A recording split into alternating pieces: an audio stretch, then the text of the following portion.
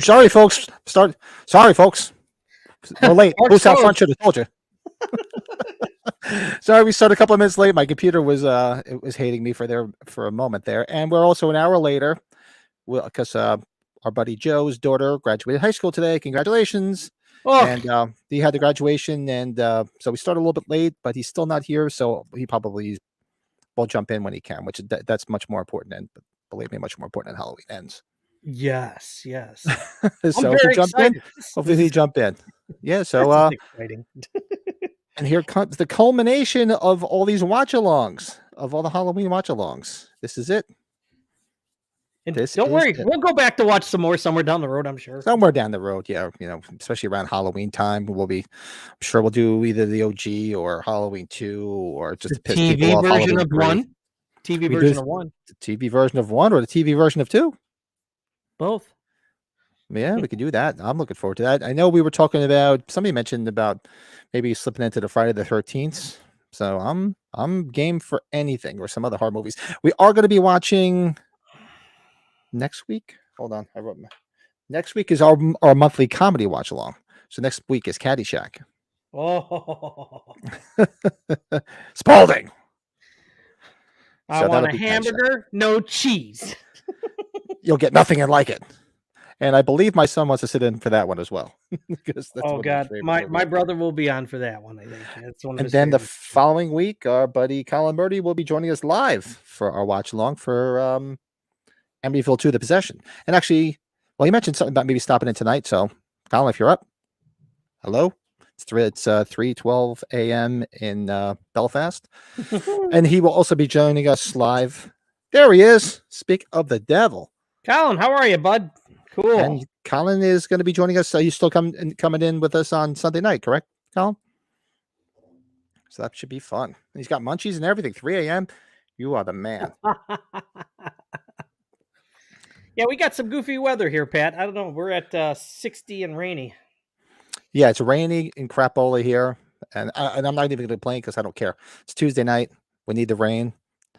My band's playing on Saturday, so we're hoping the rain holds off Saturday morning. We got another outdoor gig on Saturday, so it's hoping to God the rain holds off. Yeah. Whew.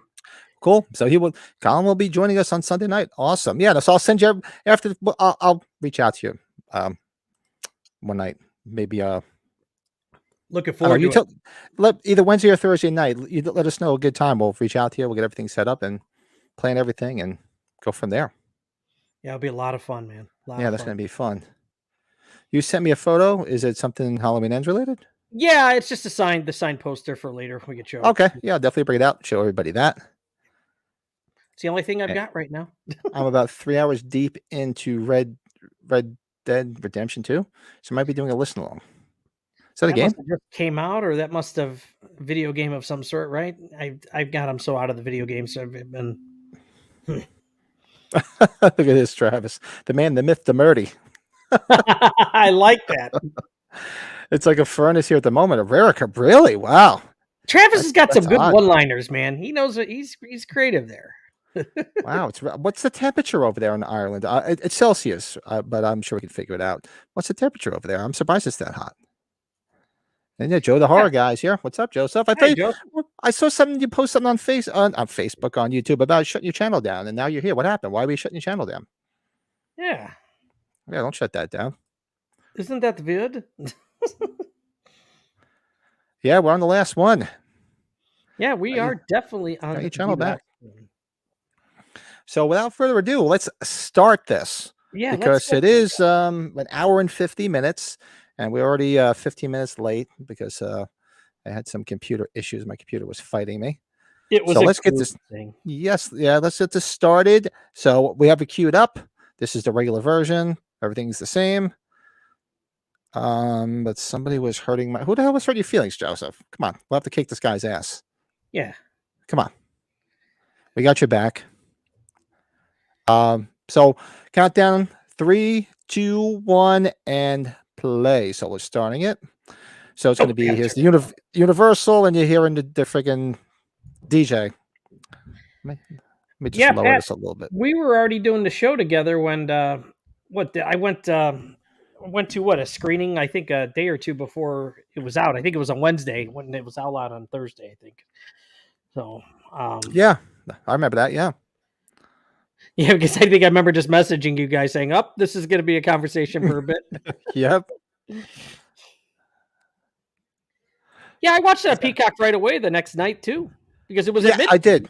Yeah, same thing here. I saw it. I saw it that Thursday in the theater.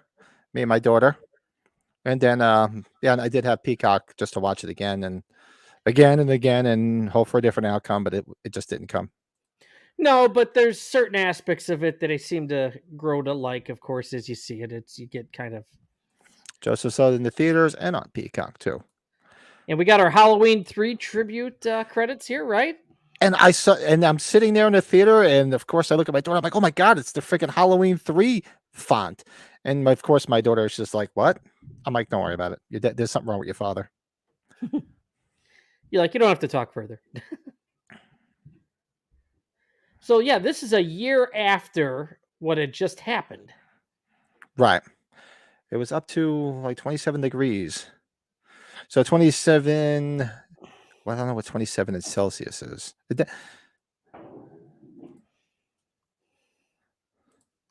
Done the Ronnie's phaser going for at it Brett. already. What's up, Ron?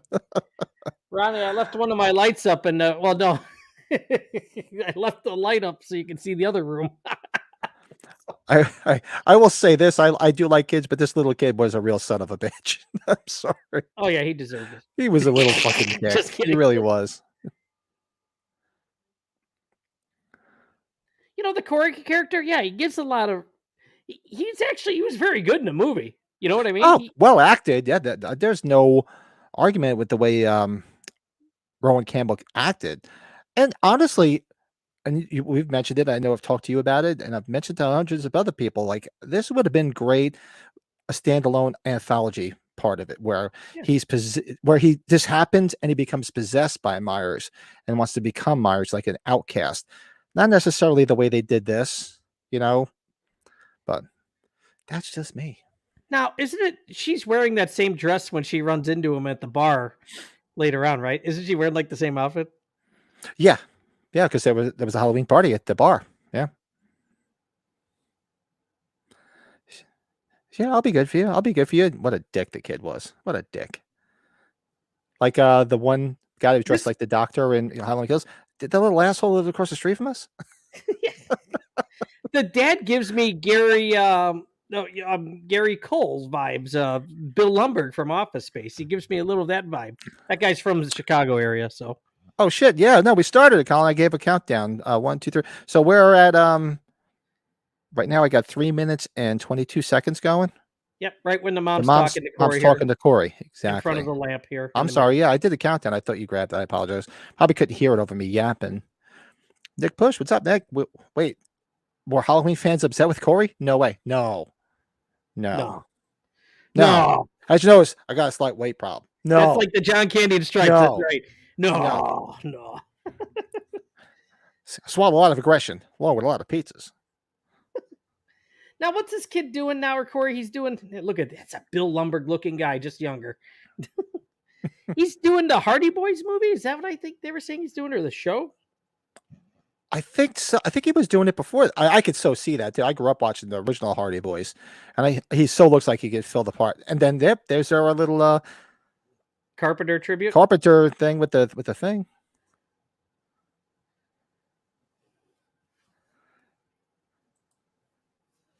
One thing that stuck out initially was the unclear relationships between characters throughout the film.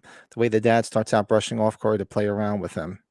Yeah, it's a little weird. You know, I think there's two things, right? That I guess I could see people getting upset, or the things that I would care about is I would think Myers just need to be in it a little bit more. And Right. just the Corey fight it was a little silly. That part, those two.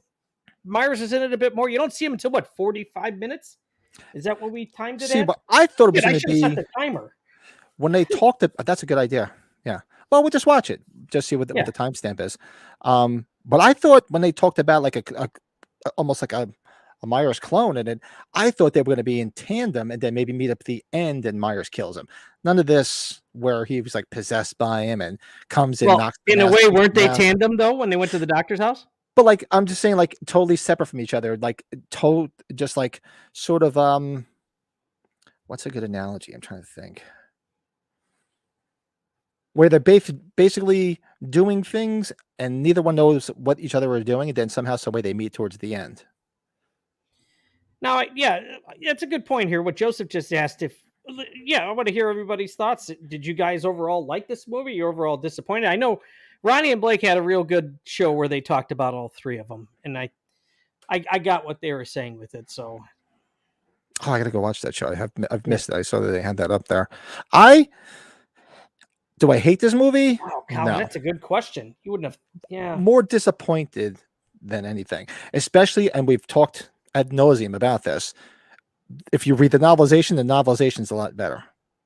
Still has the same outcome, but there's so much more they could have done where they showed too much Corey, where they could have showed a lot more Myers. Yeah, and you get a follow up to Myers from After Kills. That's the one thing right. that's really yeah. good, Instead of him just opinion. appearing in the sewer out of nowhere, at least the novelization tells you how he gets there. Yeah, and we'll just say we don't want to spoil anything further. Garbage men. Yeah, garbage men. Yeah, not men at work, but garbage men. Does it mean that this is supposed to be real world with having Carpenter existing as a filmmaker with the thing being yeah, right.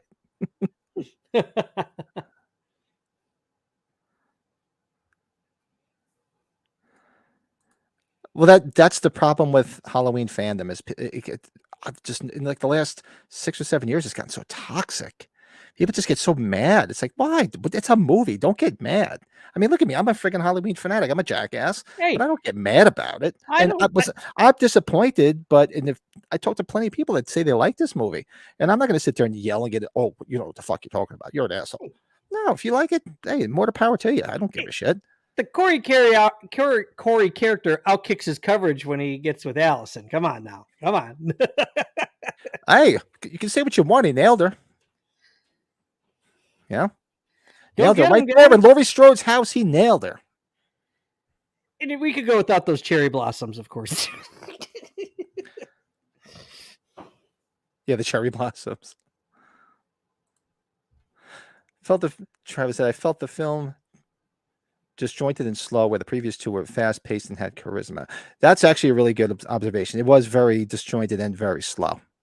It really does. There's really no the third act is the only part that really has any momentum, because they were trying to build up his story too much, almost like a drama, you know. Yeah, you're going to have to really, they had to have had an idea what they're going to do before the pandemic hit, right? It's like you would like to know what were the other ideas here, right? Wouldn't that be cool to just, what if, right? I'm always all for that. Anybody out here watching this? We had Dustin McNeil on too. 2 weeks ago. Last week? 2 weeks ago. 2 weeks ago. I'm forgetting when. Oh, that's right. We just had Jeremy on. Actually, 2 weeks ago. 9 days ago. Yeah, I remember telling him, I was like, hey, taking shape, the next version, do an updated version. Let's find out about that missing script that they decided to shelve, because all three of these movies were supposed to take place on the same night. I'd love to know what it was. Does it go to daylight because all these hours? And then it's like running out of daylight. And this kid, what a dick. Are you scared? I'd be like, you little son of a bitch. I'm going to kick the shit out of you. What a dick. Do I think they'll make another one? Absolutely. They're going to let this sit for a couple of years. It's a business. It's business. These movies, especially the last three, made money. I mean, obviously this was the least performing out of the three, and this kid falls hard. Bam! Oh, you see him flip back? I remember everybody gasped in the theater. They were like, oh! I mean, especially when you see a kid get killed. Ooh. That's a nice house, though. I'll tell you that, huh? Yeah.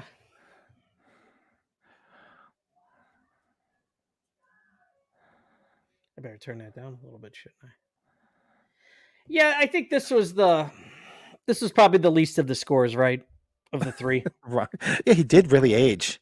Will Patton. Well, look at what he's done. He helped save the world with Bruce Willis and in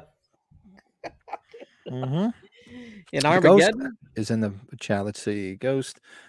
Oh, we started the movie. We're in 10 10 minutes and 10 seconds we're at right now. It's actually just showing the Omar credits. Dorsey. Yeah, if you've never seen a watch along on YouTube, we can't show you the film. You watch it along with us, and we're chatting with everybody in the chat. We can't broadcast it. They'll take us right down for copyright. Unfortunately, it would make life a lot easier if I could just broadcast it. Yeah, you're right, Ronnie. Like Will Patton's such a good actor too. Oh, he's great. I just caught The Client. You know the Michael is that a Definitely Christian Ronnie. book or Clancy book? He's the dirty cop in that movie. He's very good. God, he's been in so much stuff. What's your favorite pre-credit scene of the trilogy, and your favorite opening credits? Oh yeah, I think the opening of 2018 was great. I really liked that. Like just the opening credits or the actual opening of the movie? The opening pre-credits right before the pre-credits, before the credits start. Because in 2018, that's how they start. Remember, say something, then boom, the credits come on. Yeah, I think I'm with Pat on that. I think that was probably the best. I love that whole scene, the way it was shot, the crazy people around him. Yeah, when you go see these pre-screening movies, you have to check your phone and everything. I had to do it for all 3 of these movies. I'm like, oh shit, I get it back. You get a card and stuff. Oh, actually, that's true. I didn't even think of that. I keep forgetting that the freaking flashback was before the credits. So yeah, I take my answer back. See, and we just watched that goddamn movie last week, and I forgot about it. Goso was on Peacock. Yeah, and everybody complained that it was going to be on Peacock. Who cares? I mean, to me, it just made it life easier because I went to the theater anyway. It still made its money. I still went to the theater anyway because for those that don't know, I'm older than most of these guys, so I went and saw. I have seen everyone in the theater starting with Halloween 2 in '81. So I had to see them all. The only one.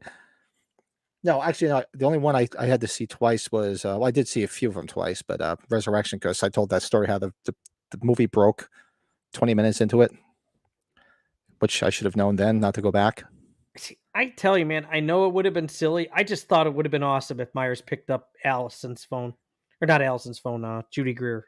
Judy Greer's phone.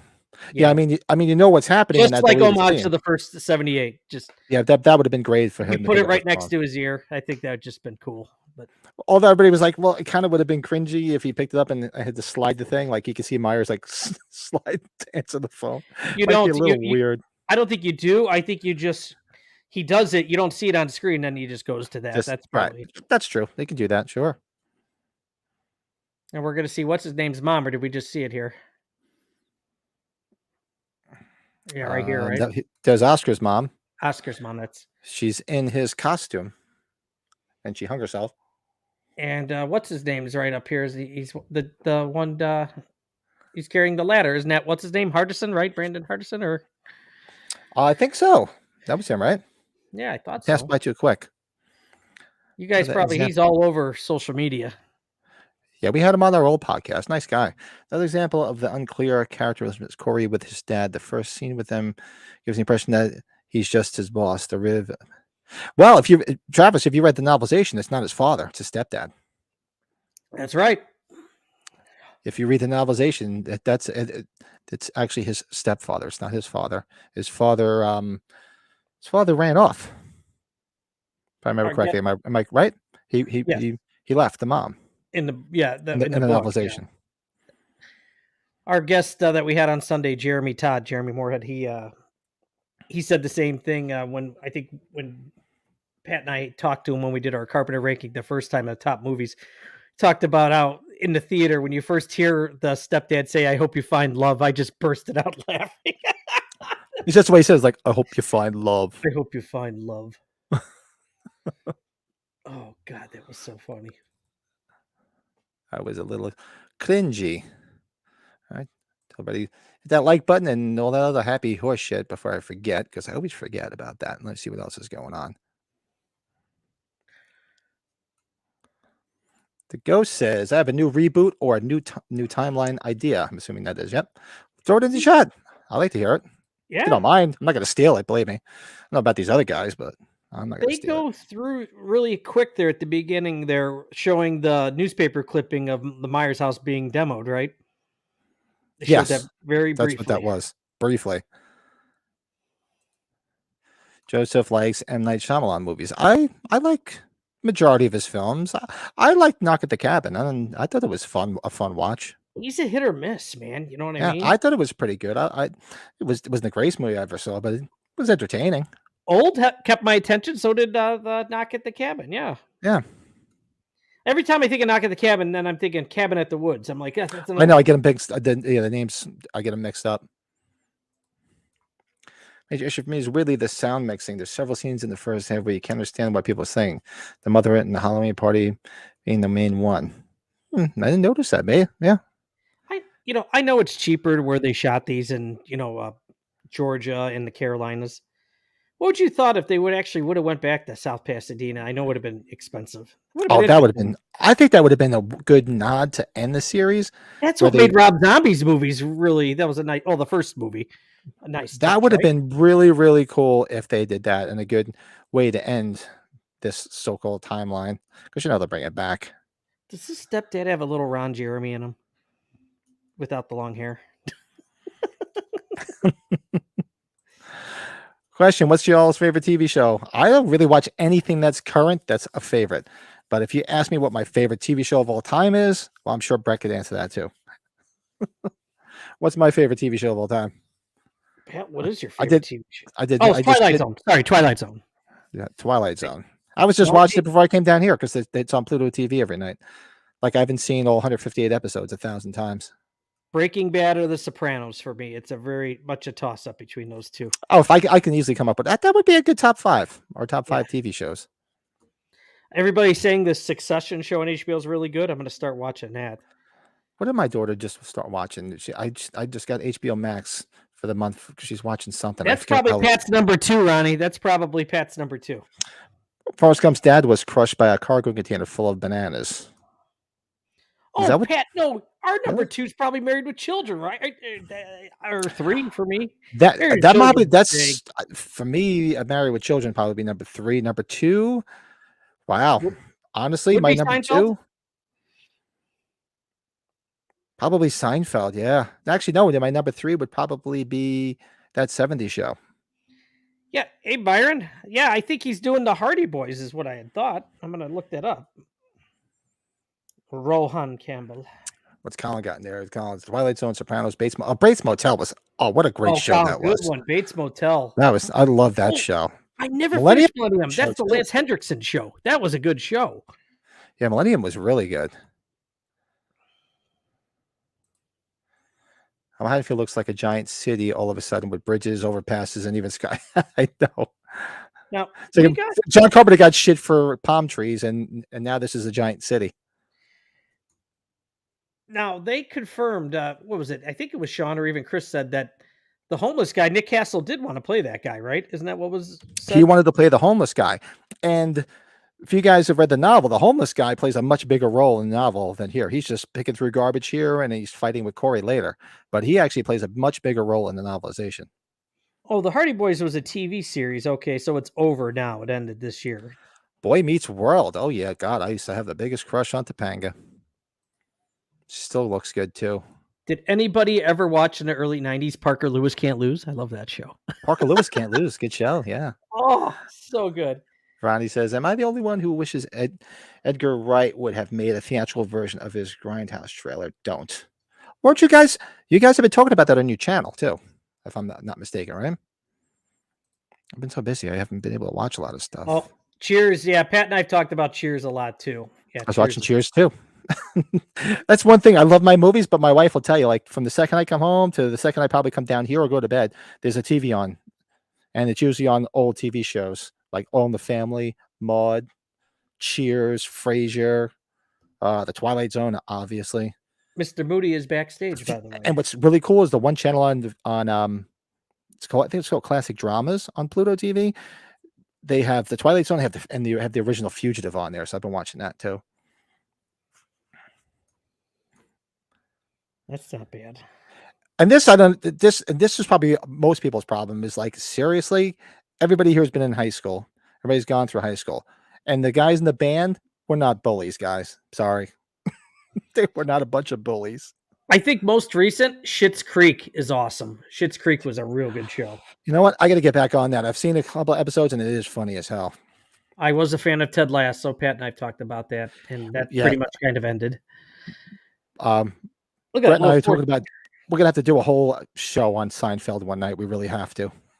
Now, anybody that is out there that are band members, I'm sorry, them being bullies, band members, that threw me off a bit. Sorry, threw me off. No offense to band members. No, not at all. Hey, what's up, Byron? Could you guys see Ron Campbell doing more movies and TV shows after Halloween ends? Yeah. Oh yeah, I think he was a good actor. The part he's playing is a good acted role. I just didn't need to see it in this movie. He's got nothing on IMDb now for his future filmography, so he must be between things right now. There's nothing shown there. Well, nothing, especially now. Nothing's going on with that writer's strike. So. Yes, true.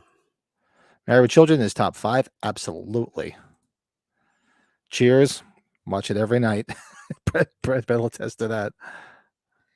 Cheers is good. Corey Cunningham. It's Michael Myers.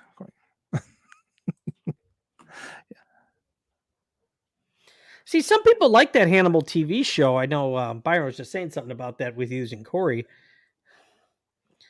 I haven't watched it, to be honest with you. Al Bundy and George Costanza may be 2 favorite sitcom characters ever. Not bad. It's not a bad duo right there. I'll tell you that, Nick. What was he saying? Corey Cunningham is Michael Myers. We've seen Corey survive worse than that throat slit. Well, this isn't a Scream movie where everybody survives. Where everybody gets stabbed and shot, and they still live. Rohan, we're thinking Rohan's supposed to be at age 45 because I know Sean had brought up talking to him. So I'm sure he will be. I don't see why not.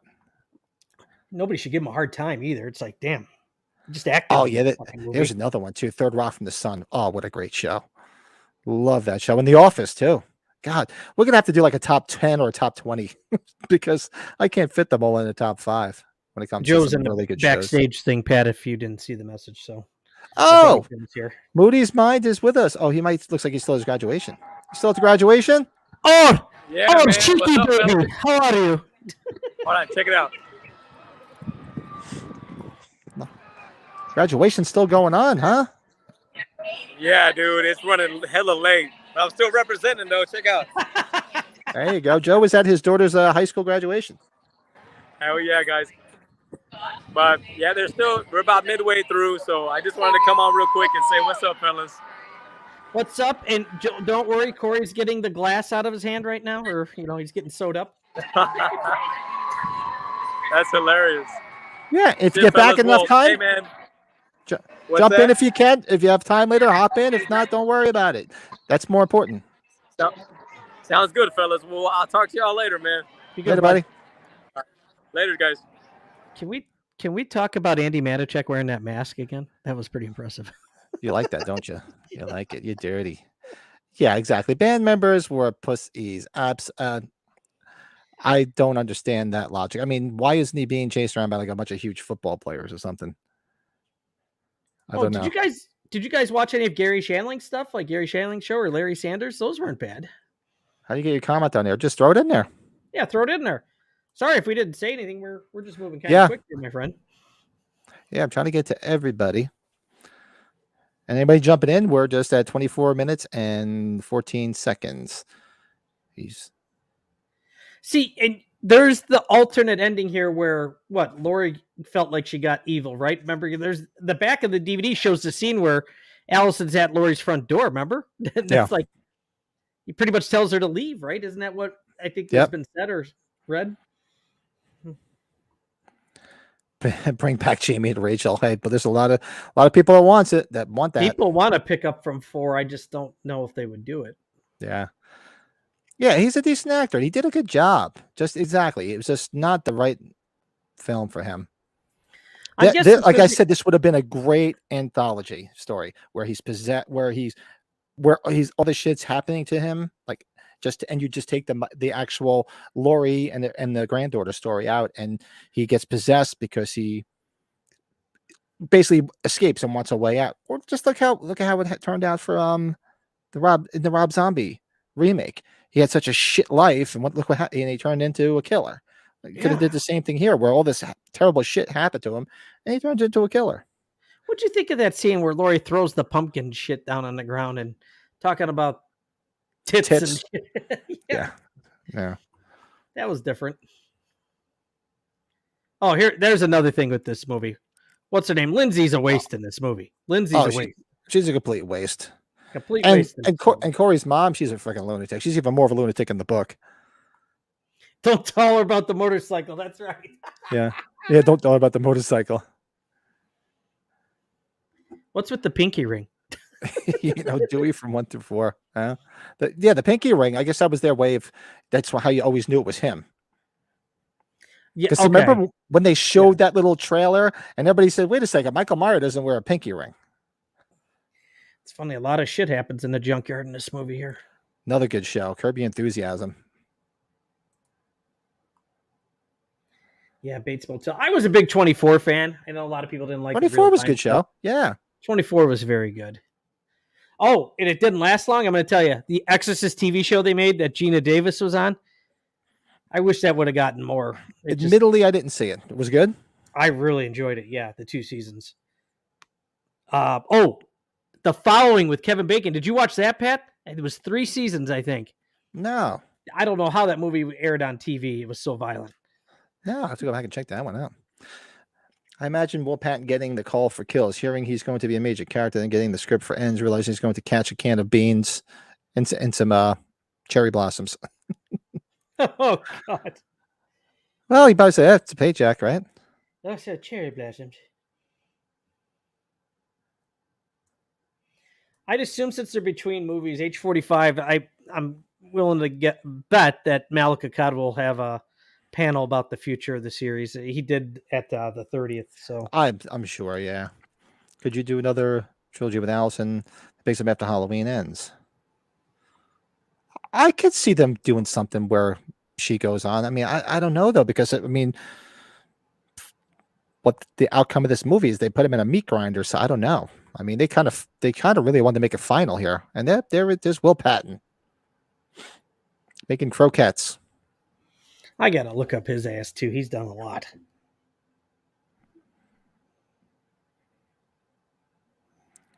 What you got to look up? I wanted to see the filmography, see what stuff I can't remember. Yeah, not a fan of the Thorn crapola. No, not a fan. Although, like Brett and I always said, Halloween 5 is a guilty pleasure. It's like comfort food watching that. Halloween 5. I always got a kick out of seeing it because I went with my brother and his friends when they were in high school, and I was just a little kid. And my brother's one friend was all pissed because he spent money to see 4, and he spent money to spend it on 5, and he's like, I don't want to see another movie. He's bitching about it. Colin says, this film to me feels like it should have been yes, it should have been an anthology. It should have been an episode in like a Halloween TV show, like on Shudder, and it would have been fine. And I still wish they would do that. That's if you guys go back and watch our episode when we talked to Dustin McNeil, I said that would be great if they did a Shudder Halloween series, and they grabbed from Shape 2 with all the unused scripts, and that's how they can come with episodes. That'd be awesome. Speaking of TV shows and Will Patton, he was on Yellowstone, which is another show I hear to watch. I hear that's really good. Yeah, a friend of mine's always talking about Yellowstone. There's not enough time. If I didn't have to, you know what shit I could get done if I didn't have to work for a living? All the stuff I could watch. I told you to watch the Stallone show. God. The Stallone show was really good. Tulsa King. I thought it was. It showed a comedic side to him a little bit. Have you watched the Stallone reality show yet?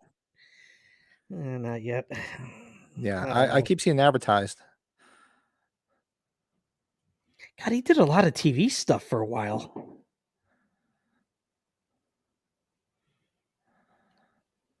Well, Trick or Treat Stews is making the Allison mask. Am I not correct in that? Yes, and Corey Scarecrow mask, both of them. And Corey Scarecrow mask. They're both pre-orders. They're available for pre-order, I think. Yeah, they're pre-orders. Yeah, go on the Trick or Treat website, Byron. I know. I remember seeing both of those masks. And this woman still being alive. This is like Scream 6 all over again. All these people surviving. People still surviving. Yeah, I mean, she was bleeding out from a neck wound from a fluorescent bulb in her neck. I mean, how she survived? And there was no need to bring her back.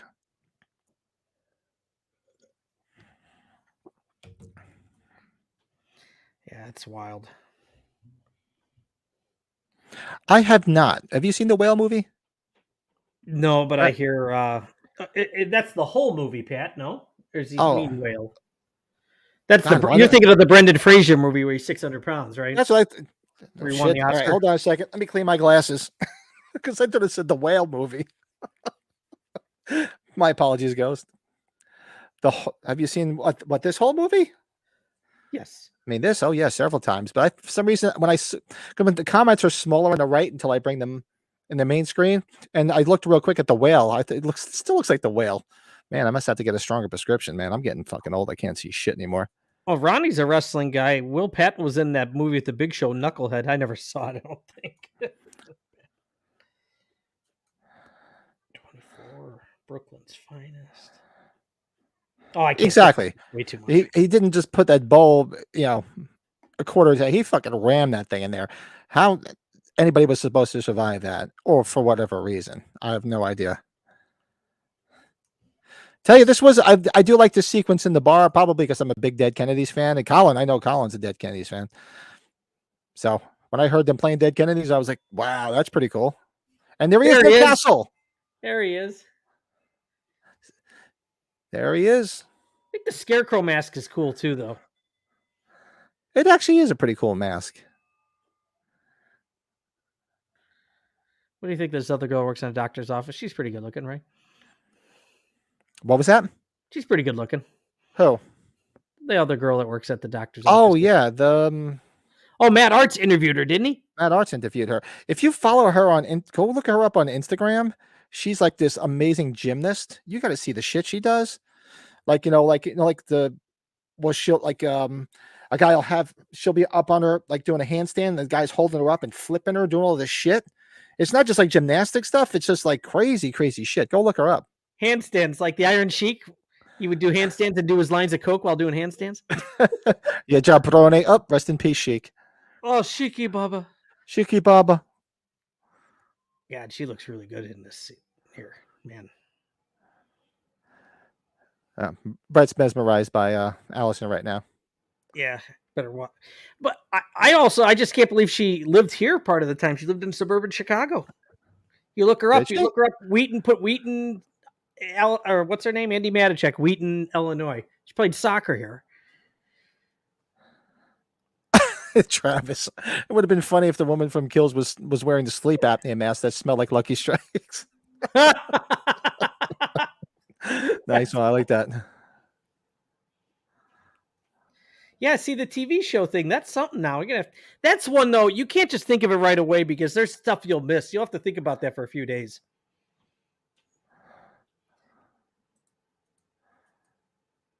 When Michael died, I felt there was like I will say that I felt like in the pit of my stomach. It felt something weird when we watched them go into that meat grinder. Yeah, wow, when he popped like a grape. Yeah.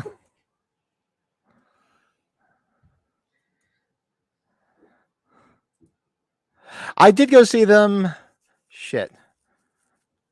I saw them with Jello back late in the 80s. I was real young, but I did take my son loves them, and Jello's never going to play with them ever again. That's for they got to be in the Rock and Roll Hall of Fame, right? No, the Dead Kennedys. No, I wish they got that kind of love, but I took them. No, I took my son out to Pittsburgh about 4 or 5 years ago. We drove out there, so the Dead Kennedys and TSOL. TSOL opened for Dead Kennedys, and you know what? I forget what's his name, Skip Skipperson. I think is the lead singer now. It's not. Obviously it's not Jello, and he was actually pretty good. He was a real nice guy too. Afterwards, he came up and he took pictures with my son because he just loves them. The mom here looks like mom that was looking at my wife and I when our kids ran over the new sod in this lady's yard a couple weeks back. Oh, I'm not mesmerized.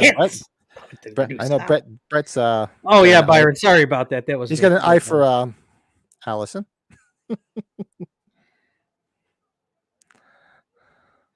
Like Shiki, baby. Oh.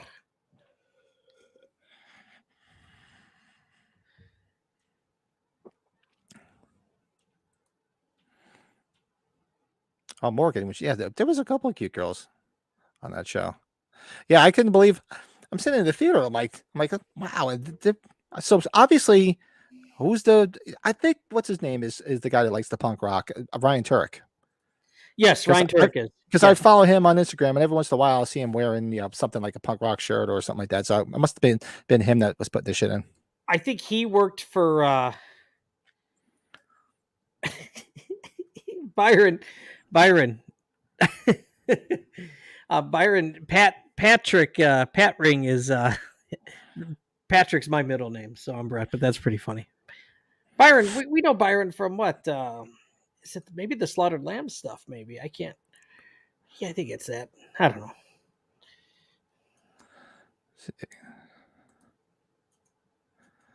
I've never seen any of his solo projects, Colin. Are they they're good?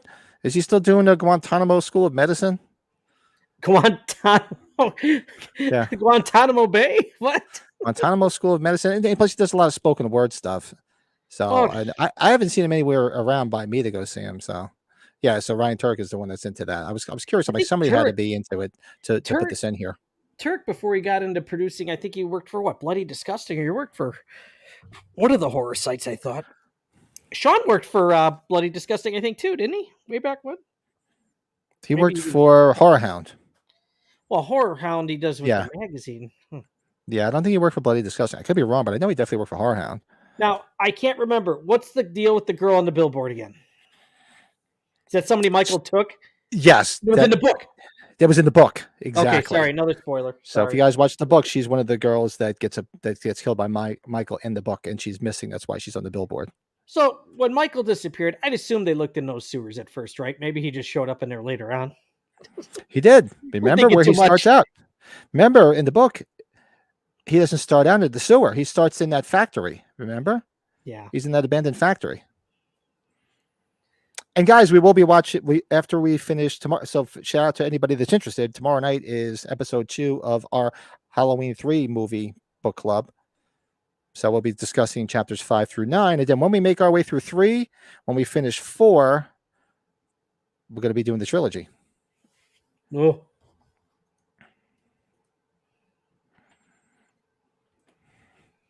I always say, saw my first concert 1 month ago. 1 week. What'd you say? Yeah. What was the concert? I mean, you have the Ghost written on here. Was it Ghost? I just didn't know if you were to the band, the band Ghost. I'm just curious. Who did you go see?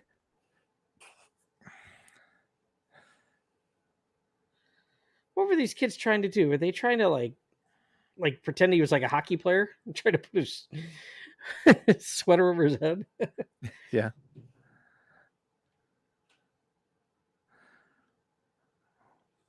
These guys, a bunch of nitwits. This group, dude. The one in that green, it's just under 2 hours. This movie. What's that?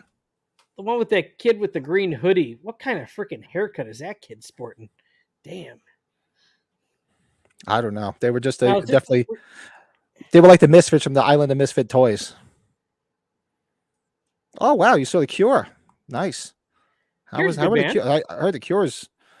They're still damn good in concert, from what I'm hearing. Is that the Cult of Personality?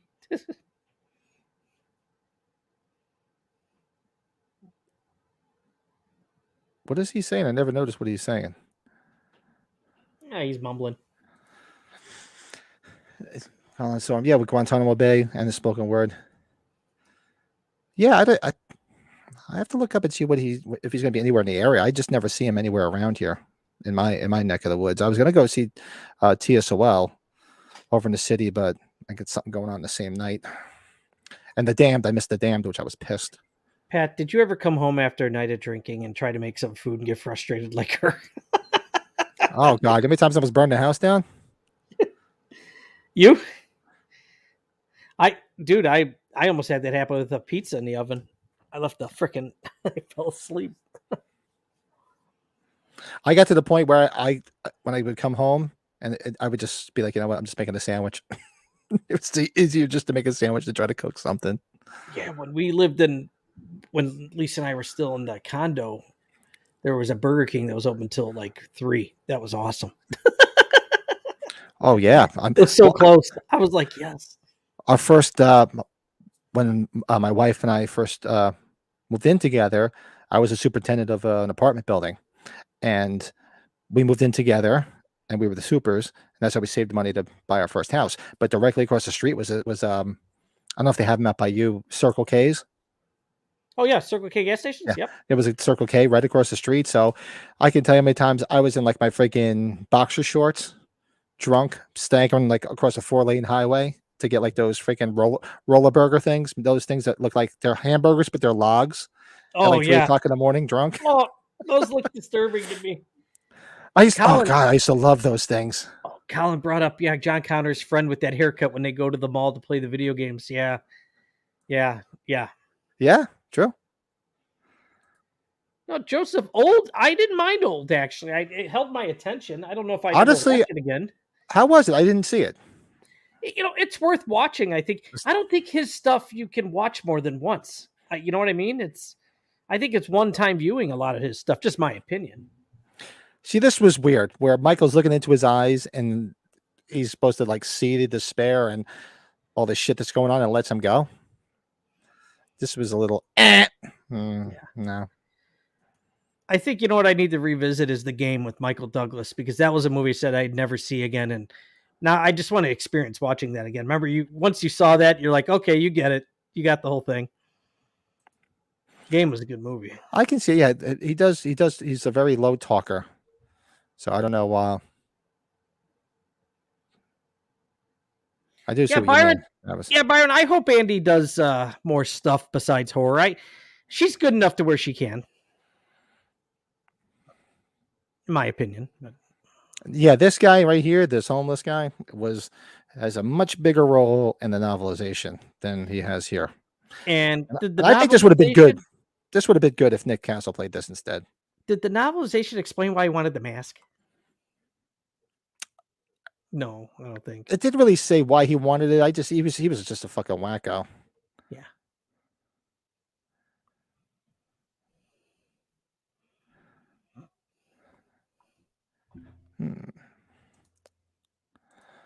Why is Myers so moldy? Did he get a wet carpet then roll his mask? Well, I'll be honest with you. I remember when we first, and everybody was saying it online when they first saw the mask. Everybody's like, what was it like, to his left side in a Bukkake film or something? It's just like, what the hell were they doing to him?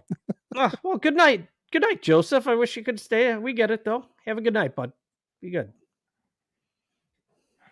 Have a good one, Joseph, and keep it up. Don't worry about it. If there's bullies on the friggin' internet, just screw them, block them, and we got your back, brother. Oh, Travis brought up something that Clancy Brown and Pet Sematary 2. Pet Sematary 2, that's kind of a guilty pleasure for me. That movie's got its moments. Pet Sematary 2? Yeah, it wasn't bad. Obviously, it's not as good as the first one, but it wasn't a bad watch.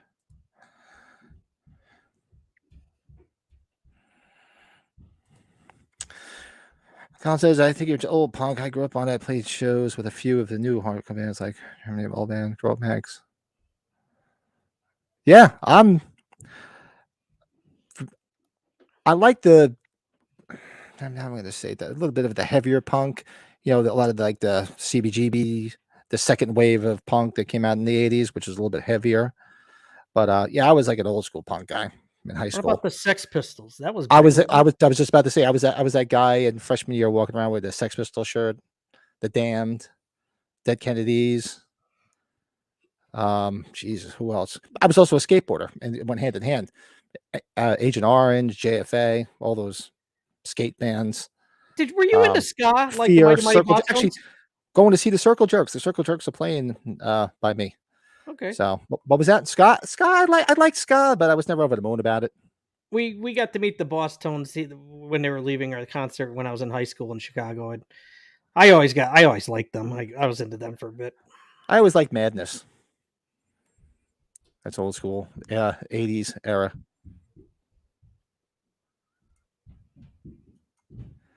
And it's funny, Colin, because I tell you the story. The reason I even took my son to see Dead Kennedys and TSOL. This was a good scene when she's looking out the window and she's having a flashback of Michael being out there.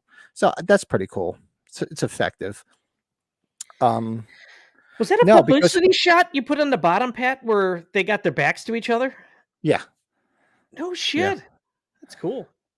What was it? Oh, I was telling Colin. So yeah, my son, I would have everything on I had one of to this day, I still have one of the old school classic iPods because they're 240 gig and they can hold my entire CD collection in them. So what, unbeknownst to me, when I uploaded everything to the iTunes and I got the iTunes match and everybody can listen to it and share it. So he gets in the car one day and I'm like, he's like, can I put something on? He starts putting on like the Dead Kennedys and the Sex Pistols. I'm like, he's like, yeah, I found all this stuff on your phone. I love it. So he's all into the punk stuff. You celebrate your entire catalog. Oh, it was amazing. And he's also on the other spectrum. He's a huge Blue Oyster Cult fan, just like myself, and Kiss fan. So yeah, I'm like both ends of the spectrum. I grew up a diehard Kiss fan, but when I started skateboarding in early 80s and started listening to some of the skate bands, and that's how I got a little bit into the punk scene. Yeah, I don't think Chris Nelson did anything wrong with these masks, man. He kicked ass on these masks. No, but amazing.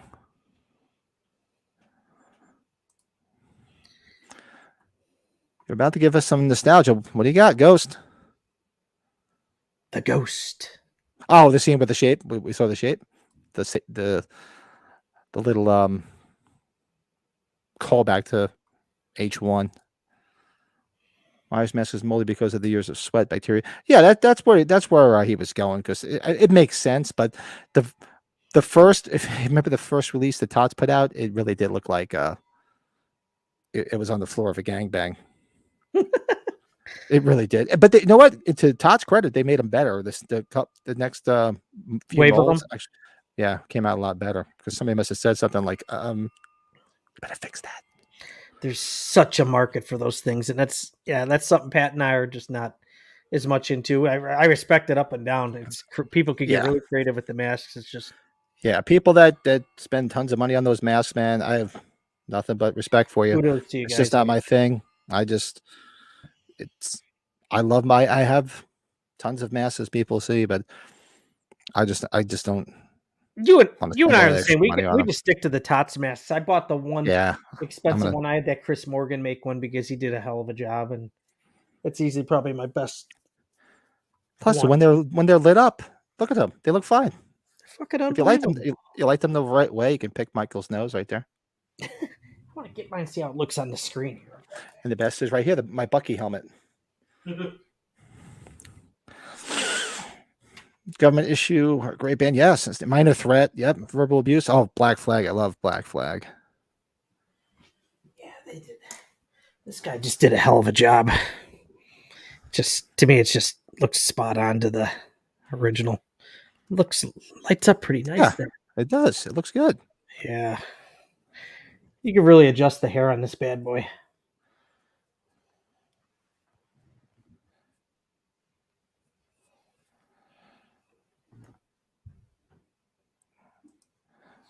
What do you just have some Don Posts and the Tots? Is that what you have back behind you? That's it. Yeah, the Don Post and the Tots. That's it. I don't have any custom ones.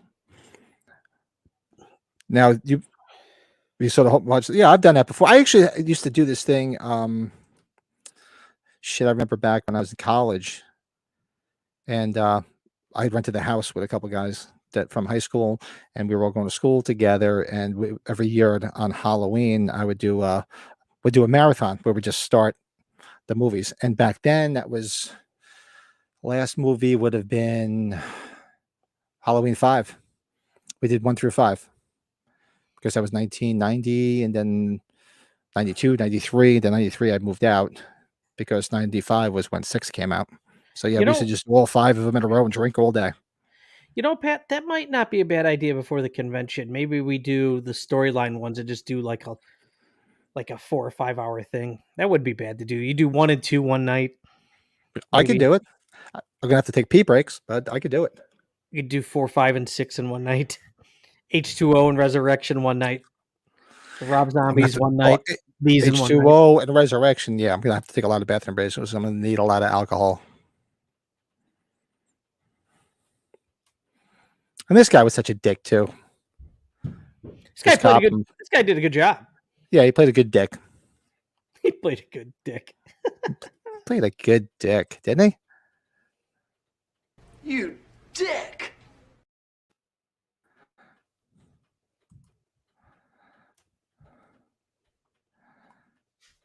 And it's funny how one of the Mulaney's are now a cop. Yeah, how many years has he got on her? 30? Love to see some. Yeah, I would reach out to him. Nobody. I mean, come on, it's not like you're dealing with Leonardo DiCaprio here. So I I have no problem contacting him. Most of the Halloween guys seem to be pretty cool. Come on shows. We were thinking about getting a few on. I mean, we had a few guests the past couple of weeks.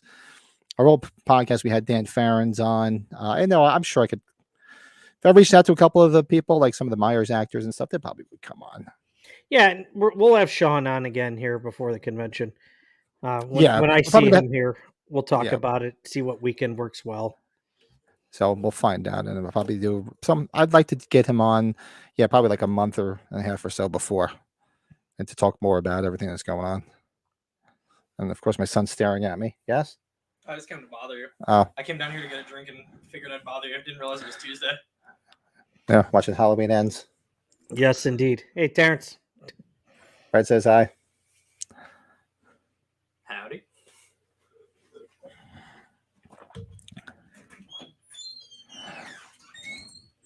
Okay, Leonardo DiCaprio for the Critters series rewatch.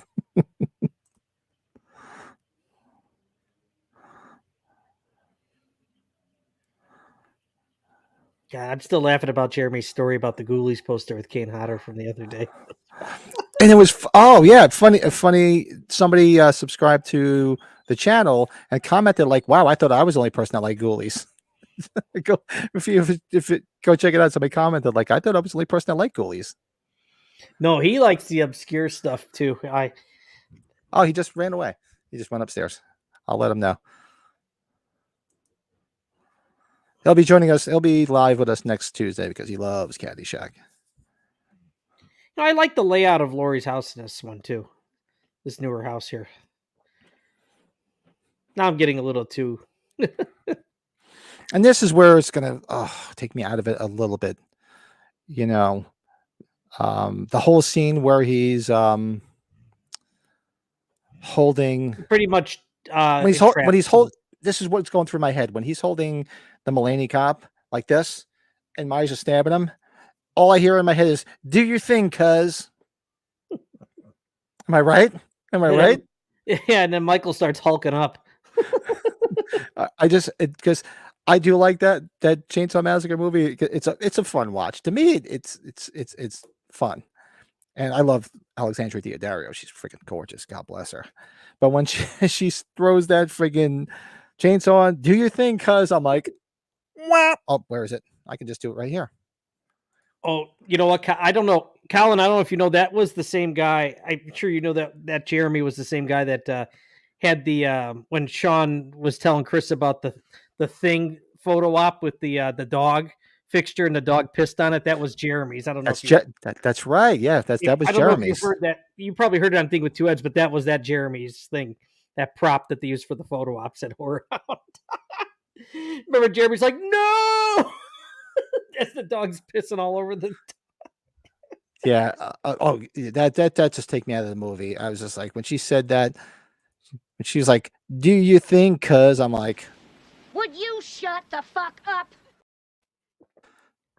Oh God. Yeah, but man, she's beautiful.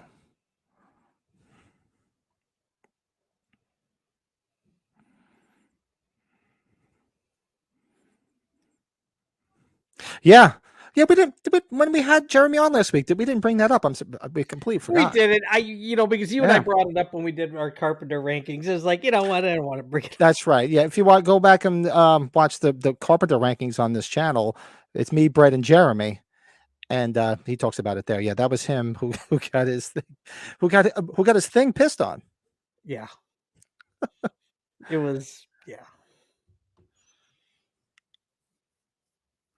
Yeah, we didn't get to promote. He's doing a YouTube series about collections and stuff, and he's really gotten into the props too. And he's got a couple of I think he's got one or two of the original Puppet Master puppets. Yeah, I think once he gets a little bit gets it going, definitely like to have him on and talking to him about it. Whenever they say Dr. Mathis, all I can hear is Dr. Zayas from the Planet of the Apes musical in The Simpsons. Wow, that's a deep cut. Oh, that's a deep cut there. Yeah. Yeah, that's awesome though. What's up with the mask on the rock here, by the way? That I don't understand because I mean, did Michael carve it out? I don't understand that either. Yeah, it's.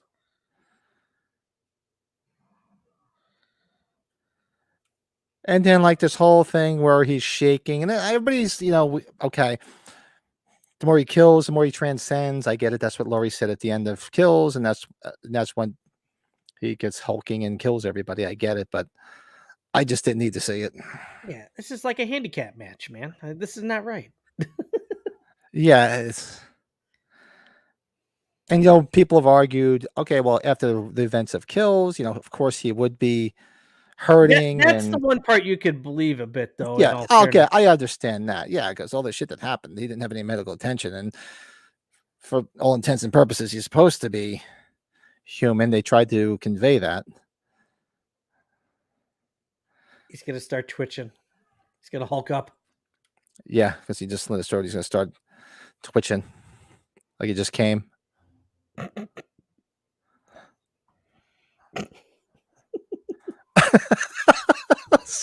Did I say that out loud? I apologize.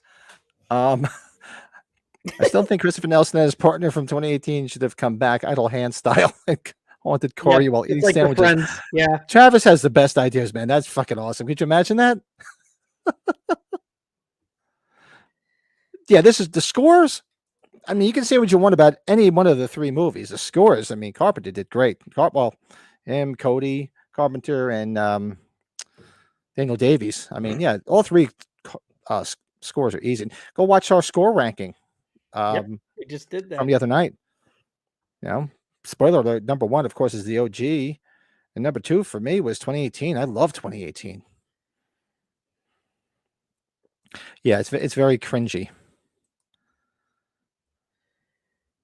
I think that was a lot of people didn't like Halloween 5 when he was vulnerable in the river, or when he went down the river, the mine shaft in the river. This is good too. I love Michael Shiver like he's peeing at the urinal at Walmart. Like he's taking that. No, you ever get that morning pee and you're peeing, all of a sudden you just start get the heebie-jeebies. What did Sam Kinison say? When it hurts to pee, the game's officially over. He's taking it. Ah!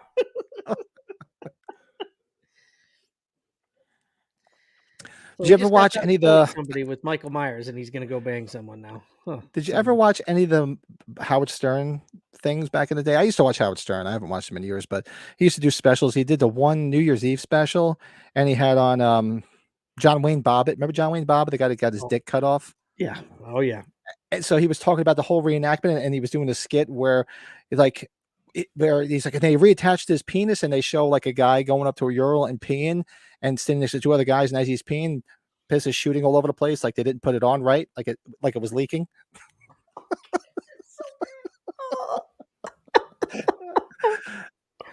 Oh God! Oh. I'll never forget that.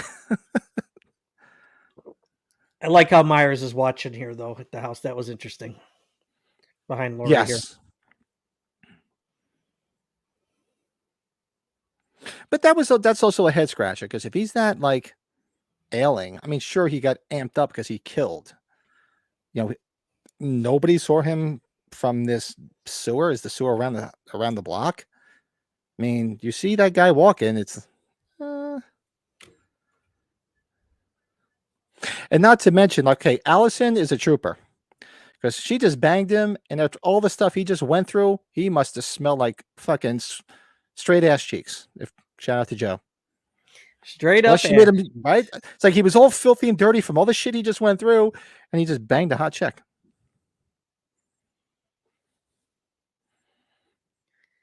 I swear, the way Allison and this other nurse talk, that's like my sister-in-law and my wife talking. It's just horrible. And this actor, the Dr. Mathis guy, doesn't he remind you so much of Bradford English? Yes. John Strode? Yes, Halloween 6, John Strode, yep. Then we got Bill Lumberg back there shooting pool, that's right.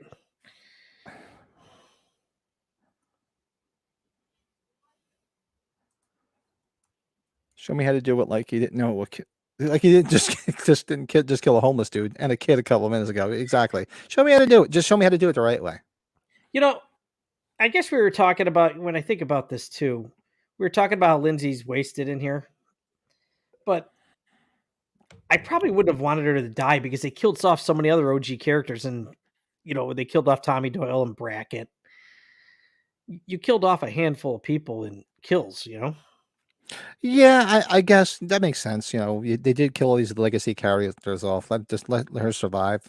I guess her just being this waitress that really only appears in this scene and the scene with at the party earlier. She's a little bit more in the novelization. She's a lot closer to Allison. Okay. God, they drink Bud Diesel in this movie, drinking the heavy stuff. Budweiser, butt wiper. Or as they're we hurting, call it, though. They're hurting if you've been reading. I actually worked years ago. The company I worked for, actually the same company I still work for now, we used to do IT work in the Budweiser factory in Newark, New Jersey. And when you work in a beer factory and all you smell is that stank, rank beer, oof. We used to call it carbonated gorilla piss. Oh, God. It was, go home. Oh, you guys want a beer? I'm like, no. You want to smell a beer. That Travis, is that like a Chuck Norris fact with Michael Myers? Oh, I don't have that. I'm going to write that down. That's a good one to hit me with the phone. That's a good. See, that's what the ghost meant by that. That's good, Pat. Yeah, take that down. Yeah, I'm writing it down. There's a few of them that I do have to do. Like, don't be stupid. Don't be stupid. I apologize. I've had a crazy busy week. I was actually supposed to go for that colonoscopy on Friday, and I had to cancel it. Oh, you had to? Yeah. I just don't have the time. I got so much shit going on. Not to be redundant, colonoscopy, I got a lot of shit. Now, I have a lot of stuff going on, and I just can't do it. So I don't mind what happened. I don't mind what happens here with these two. I think this is done pretty good. I only wish we would have seen a little of her because she's got some freaking body. Like I said, go watch the gymnastics shit she does. She's got to have an unbelievable body underneath that dress. And if you guys watch shout out to Matt Arts and Halloween Daily News, go watch the interview with her. She seems really sweet. Yeah, she does. I got to go back now, Colin, to see Tony Moran, and if it looks like him. And that's thank you for that, Brian, because I couldn't remember her name. Michelle Dawson. That's her. That's her name. Okay. No, I honestly, she's very down to earth. I should reach out to her. I'd like to have her on. Yeah. Nothing's ever out of the book. It doesn't hurt to ask, Oh, yes. Oh, Travis is a fan of that 70s show where they break into the beer warehouse and put Charlie in the dress. Did you name that as one of your favorites? That's one of your favorites. Yeah, and his dad, they're like, what does your dad do? He owns a beer warehouse. They're like, oh, and they break into the beer warehouse that his dad owns.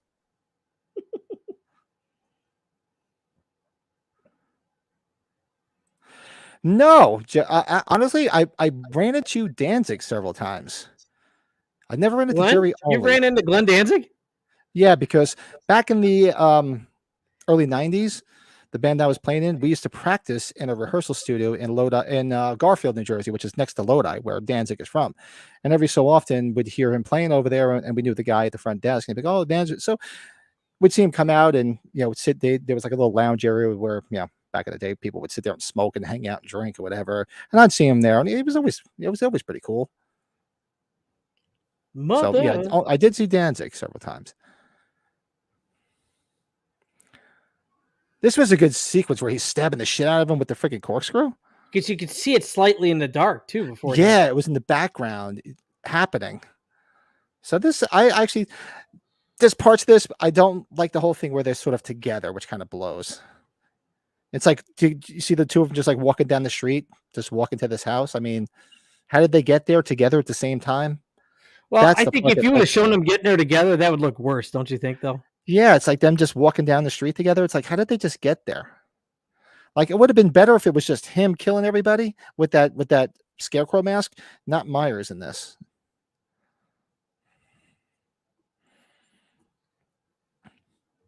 And actually, Danzig, they're doing a Misfits shit. Where are they playing? I was gonna get tickets. I don't know if they're sold out. I know they were doing another show. I think it was in the Prudential in Newark. The Misfits with Danzig playing with them again. You know, it was such a crazy day. You know who was around the Chicagoland area today signing his bottles of tequila was Mark Wahlberg. Oh, really? Yeah. Remember his brother, I think I told you that his brother and Jenny McCarthy live in the town next to us here. And they have a Gotcha. Wahlburgers restaurant there. Good old Donnie. Donnie. Still working on Blue Bloods, I think, isn't he? If Myers only if he lived under the water tower, he'd be pulling in kids every week, right? Yeah, that's true. The water tower.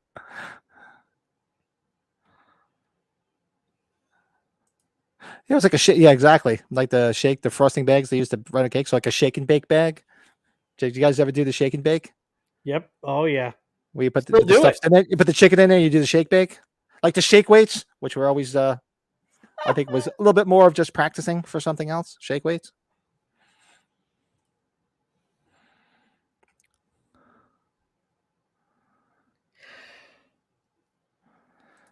Yeah, he was. I've always heard people say he's kind of a dick in person, but maybe 3 or 4 times. I mean, I didn't have these long conversations with him. I'd say, "Hello, how you doing?" Just chat with him, as long as you weren't acting, I guess, like an overzealous fan. He was pretty cool. Isn't there a video from way back when he got his ass knocked out by somebody? Isn't that like all over the internet? Yeah. Somebody punched him out or some shit like that. Yeah, he punched him out. I forget. It was I don't think it was anybody famous. It was just somebody that was mouthed off to him. He was mouthing back to him, and somebody just clocked him.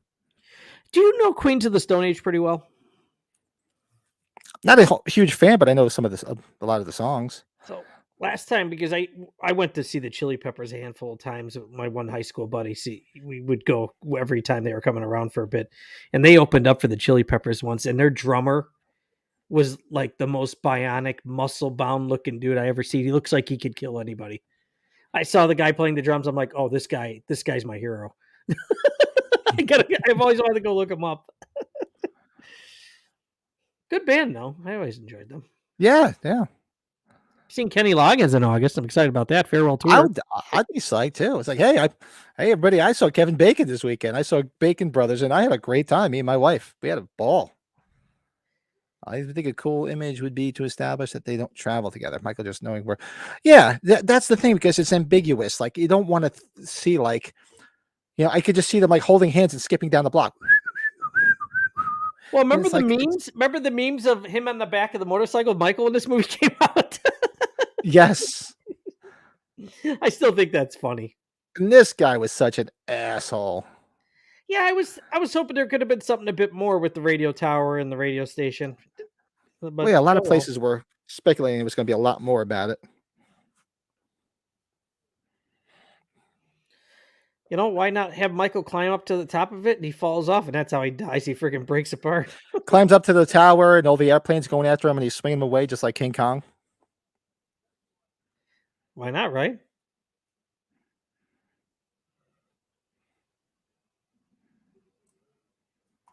And then it's got that's cool as hell. I don't have any set list. Who did I ever get a set list from?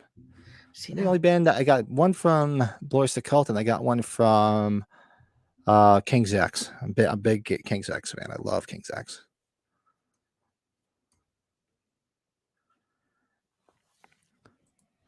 I know that would be a weird visual, I guess, right? Seeing Michael on a motorcycle. Yeah, it would have been weird. Yeah. Well, if people go back and watch our whatchamacallit. Help me here. Why am I drawing a blank? The Halloween movie book club, the first one. Remember, he was driving 5-speed.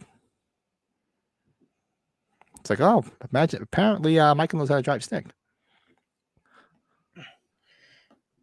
My buddy, The mother here was she was a wacko.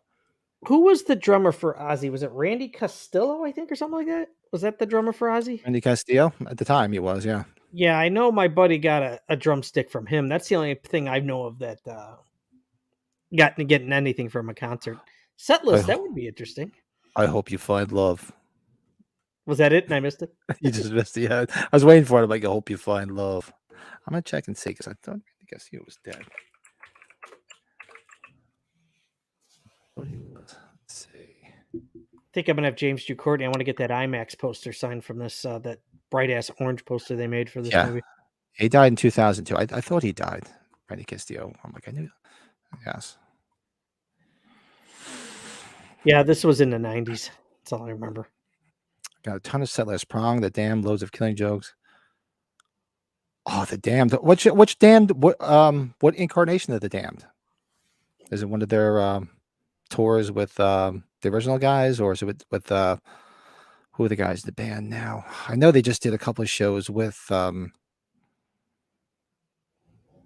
Brian James, but who are the other guys? Oh God, Monty Oxymoron is the one guy, and I can't remember the drummer's name. What incarnation of The Damned? I'm curious. I love The Damned. I'm a big Damned fan. You guys are obviously. I'm just light into music. KMFDM. What kind of rock was that? Just a metal, or was that rock, or was that what kind of rock was that? If it was KMFDM, I'm trying to remember if it was like almost like industrial. Industrial, yeah, that's what I was thinking. I was like, I remember a friend of mine was always into them, and I never got into them. Now, there's always speculation this scene is a dream. Well, there's another extra dialogue from the trailer that they have with them too, here in this scene.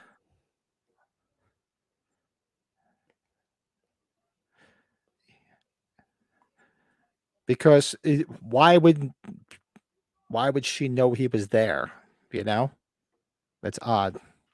So I know there was a lot of speculation that it was a dream, and it doesn't really say so in the book, from what I remember, if it was a dream or not either. She just looks so funny with the chair, you know, the chair sitting there.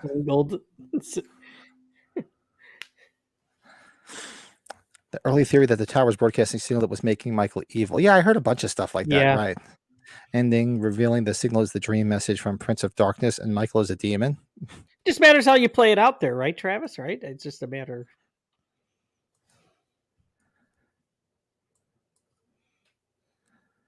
But you know what thing? Each one of these movies in this trilogy, I will say this, albeit they're all like an hour and 45, hour and 50 minutes, close to 2 hours. There's so much going on. They go by pretty quick because we're already an hour and 12 minutes in. You know, it does move quick. I will say that. This was a mistake. It was a little chilly. I have a little heater underneath here because downstairs in this basement gets cold, and I put it on a minute ago, and I'm like, getting a little yeah, I need to. Yeah, it's getting a little cold under my skirt.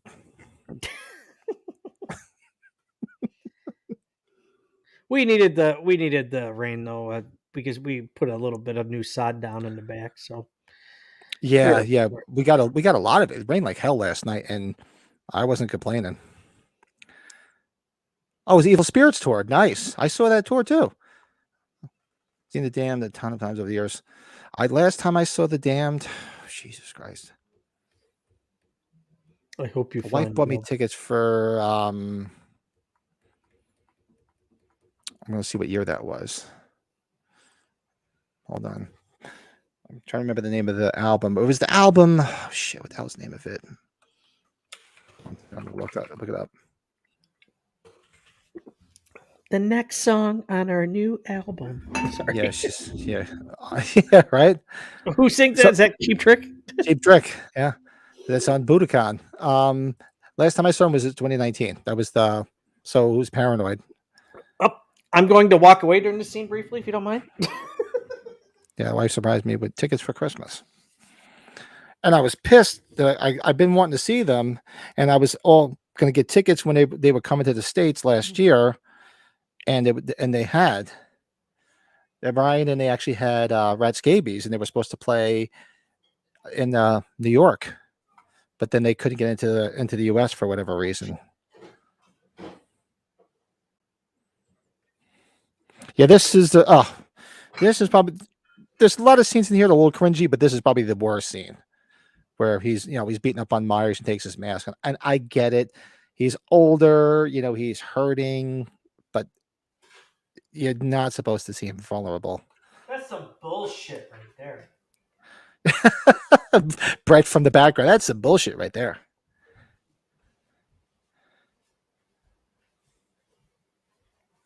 Right, Rocky? Yes, that's what I thought. I pour myself. What did you hit the men's room? What'd you go to the boys' room? No, I milked that last drink, so it got too warm for me. Oh, there you go. Yeah, I'm just actually pouring a second beer at the moment. I wasn't even going to have any beer because man did I drink a lot this past weekend. But I'm like, you know what? Halloween ends. I'm going to need a beer or two. It's a beautiful day in the neighborhood. I used to have the Damned on vinyl, and I don't have any of the original. I had Machine Gun Etiquette. I had Damned. I had all the original ones, Strawberries. And years ago, when vinyl died, like a jackass, when I was moving, I sold all my vinyl. Yeah, because vinyl was worth nothing. And now my son, and I tell my son all the vinyl I have because my son collects vinyl now. He's like, Dad, I can't believe you sold all that shit. I go, I didn't know it was going to come back. Yeah, I didn't know it was going to be. At that time, I said I was playing in a band and I was going out every weekend and partying. Last I thought about was even having kids. Mid 90s, mid to late 90s, I bought a lot of them just for the artwork and stuff, and it seemed to have worked now because I kept most of them. Yeah, I could kick myself. I kept all my Kiss vinyl. That I couldn't get rid of. And I gave it all to him. He's got it all now. He does, like the physical graffiti one where it lifts up Led Zeppelin. You know, I fucking love that. I'll say, speaking of at least the vinyls for these movies, that Halloween extended edition where it's the flames, and lift it up, and that part's that's cool. Did you guys see it? Well, you saw it too. We posted in our group chat that new bobblehead coming out. Yeah, how about that? From NECA? Yeah, looks like vines are growing. Just what I need. Like I don't have an entire fucking shelf full of bobbleheads. They're gonna give us another one, and I don't have any room on that shelf. Dude, how awesome is it? He's watching Hard Target. Yeah. So timestamp people, we're at 1 hour, 17 minutes, and 32 seconds. Speaking of Lance Hendrickson, good villain in that. And this is where this I like this sequence though. I do that, like this whole sequence here at the junkyard with Corey. Yeah. Because it's nice to see these guys get their ass handed to them because they're a bunch of assholes. This is where little the Christine vibe comes into play. Yeah, and I did hate seeing the father get killed because the stepfather, because he was he was a nice guy. Well, that's right. He got shot, right? Yeah. Yep. Got his head blown off. Yeah, that was. I've made two giant blunders in my life. One was selling my vinyl, and one was absolutely selling my Kiss collection. But everything seemed like the right thing at the right time.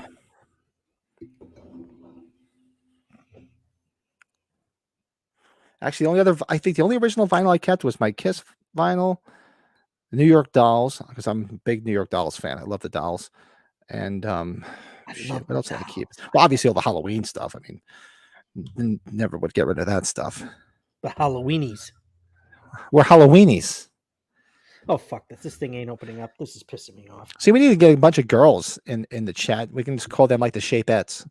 Bring those girls over here. Like bigger. It's funny. It's always a sausage party. No girls. I can't even get my wife to come. Actually, no. My wife came on once on our old podcast. Well, Pat, in all fairness, if I didn't have the kids, my wife would be down here. She likes this. Yeah, your wife is cool. She likes this stuff. Should hang out with you. My wife, zero. She's in bed with two puppies right now. And she just got another horse today, so she's in her glory. Oh, did it happen? Yeah, well, she didn't buy one. She's leasing another horse for a year to see if she likes it. So she's actually leasing, and believe it or not, you can lease a horse. Oh, shiki baba. The blowtorch kill, yeah, that was really cool. I thought so too. Yeah. And the kill in the radio station coming up when he kicks the fuck out of that jackass of a DJ. And that DJ has a much bigger role in the novelization too. There's a lot more of him in the novel than this movie. Customer of mine gave me this single barrel bourbon that's got a butterscotch tone to it, so I'm like, okay, I'm game. Well, I think I told you that night. I don't know, but was it on? Yeah, I think when we talked Saturday night when I had a good buzz on, how I bribed Terrence into taking me to get the car and taking me to the cigar shop because he was like, "Oh, I'm out of my Red Stag," and I said, "Look, all right, take this food to the car, drive me to the cigar shop, and we'll go to the liquor store, and I'll get you the Red Stag." And while I was there, I got my not Jack Honey, Jim Beam honey. See, this I felt bad for the stepdad getting killed. Yeah, that was a shot and a half, wasn't it? Oh, here's the Halloween ends.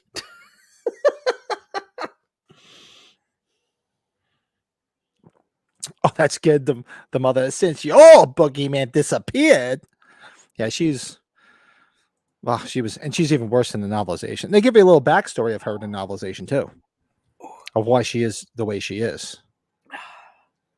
Yeah, because of the way she grew up. That's why she's like overprotective of him, and she's a little wacky. Like I said, this is not his original father, his real father. There's the blowtorch kill. It's his stepfather because the other father left because she's a fucking lunatic. I remember buying Misfits, Fiend, and Jerry Only bobblehead in New York. I flew to see Misfits on Halloween night that year's up. Do we know how much? Oh wow, that's cool. Actually, you know what? Oh, holy shit! I'm so bad. I forgot. That's right. I did meet Jerry Only once. Is it a little redundant as that sounds? I did meet Jerry Only. Believe it or not, I met him because I don't live. Colin, I'm not in Jersey anymore. I'm in northeastern Pennsylvania. I'm basically one town over from Jersey. I grew up in New Jersey, but I've been living in northeastern Pennsylvania for the past 17 years. So I work in Jersey because the border is literally 5 minutes from here, and it's cheaper on this side of the border. That's why I'm here. But I met Jerry Only at a party up here. A friend of mine that lives up here, they went to see, they went to see Jerry Only play somewhere. And they hung out with him, and he had his young daughter with him, and the daughter loved Misfits, loves Jerry Only. And he said, "Oh, it's my daughter's sweet 16 party." It wasn't like a typical sweet 16 party, which like my daughter had. It was all catered. It was like a fucking wedding. But it was like a barbecue, like hangout party. And Jerry Only came to the party. I forgot about that. And I remember my friend John, shout out to my friend John Zuda. John's just like, "Pat, you got to come. You'll never believe who's coming to the show, to the party." I'm like, "Who?" He's like, "Jerry Only." I'm like, "The fuck out of here." I'm like, "How is he coming to the party?" And he showed up, and he actually showed up with a box of t-shirts too, like Misfits t-shirts and everything. I think I still have one. Probably don't fit in it anymore because I'm so fucking fat now. But I forgot about that. Holy shit. Yeah, I completely forgot that. Well, and I might have a picture of that somewhere too. I have to look for that, Colin. Oh, Pat, I think I'll feel better now. I will say it now with 9 minutes left. It's officially over. Oh, it is, huh? All right, we won't reveal what it is. And the broad working here that's getting killed in the background, she's from Joe Bob Briggs, right? Yes, that's what I thought. Yeah. She's the Darcy the male girl. And we don't see her death on screen, right? You don't see it on screen, no. I get a kick out of his death because he was an ass. It works. He's just bashing his fucking head out. I love it. But I'm gonna reach out to my friend John, and I know he's got pictures from his daughter's party, and I'm sure I got a picture with him. But it just hit me. I'm like, holy shit, I forgot about that. And if I would have saw John would be like, "What do you mean? He was at freaking Bella's party." Oh, that's a freaking killer. This goes to show what a nice guy he is, because they struck up a conversation, invited him, and he actually came. Literally. Yeah. Came to the show. Came to the party and actually gave out t-shirts and everything. It was awesome.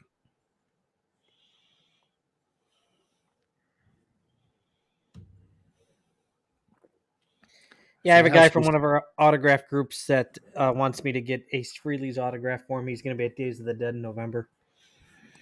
I've met him already before. He wasn't a bad guy. He was fine. Yeah, I'm going to reach out. I'm going to hit my buddy John up. It was his daughter's party. maybe before Sunday, before we have Colin on. For those watching, Colin's going to sit in with us on Sunday night for the podcast. Yeah. I'll I have love to the have him picture of send me all some three of pictures them. over because I know he took a bunch of pictures. I don't think I took, or I got to look at my phone. I might have some photos. But that was awesome. And it was funny. I remember he had like some small t-shirts and he was like giving one to my daughter. My daughter's like, who's this? Because this is going back shit.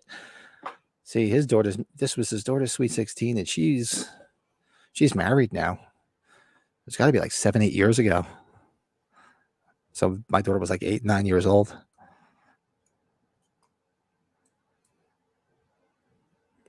See, this is where the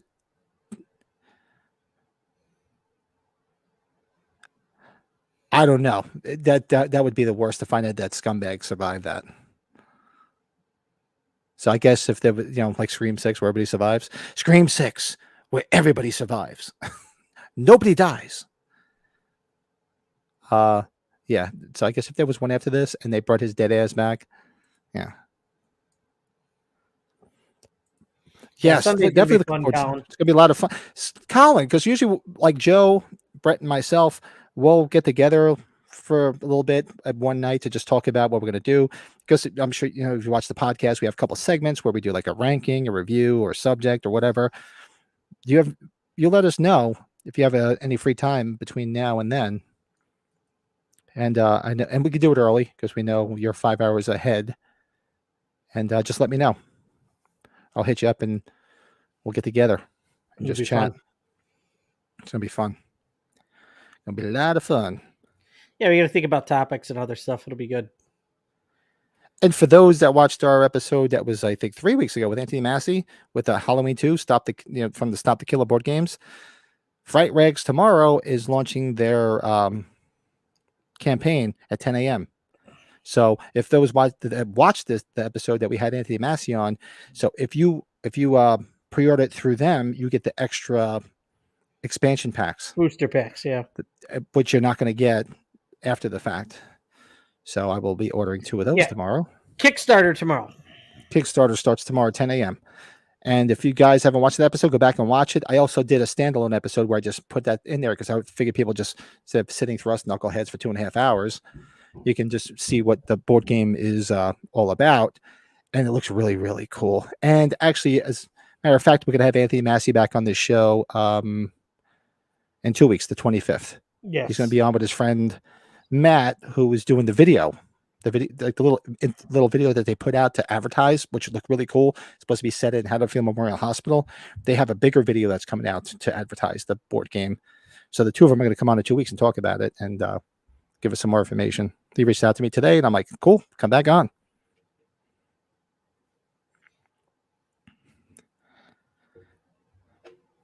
And this is good. That's a good shot too, because you can see with the door open, you see the shadow of him coming up the steps. Very reminiscent of the shadow of Myers coming up the steps in the original.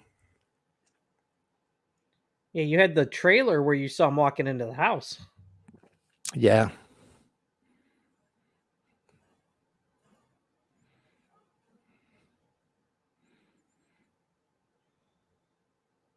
And she's got the same clothes on. She's got the blue and the black.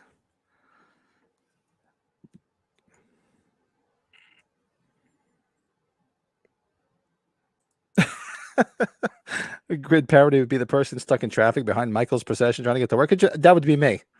I'm like, son of a bitch, I got to get to work. Well, they're going to kill Myers. I don't give a shit. I got to get to work. Zamir. That's like, believe me, that's like the traffic I hit every day driving into New Jersey. The traffic is just disgusting. Shout out to everybody that drives Route 80 every day. They'll know. Or Route 15.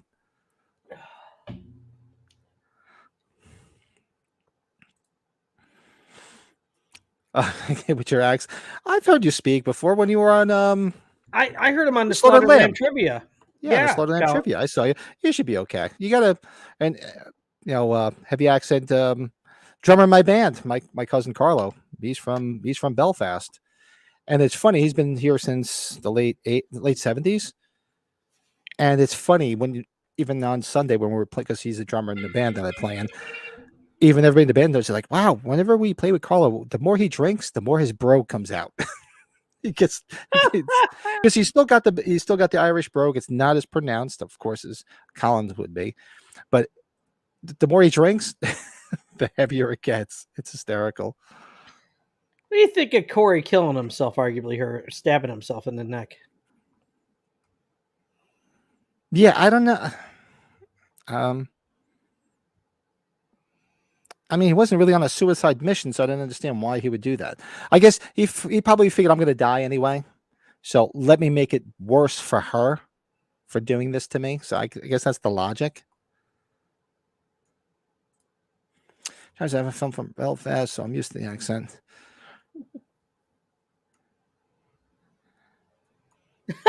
Ham home.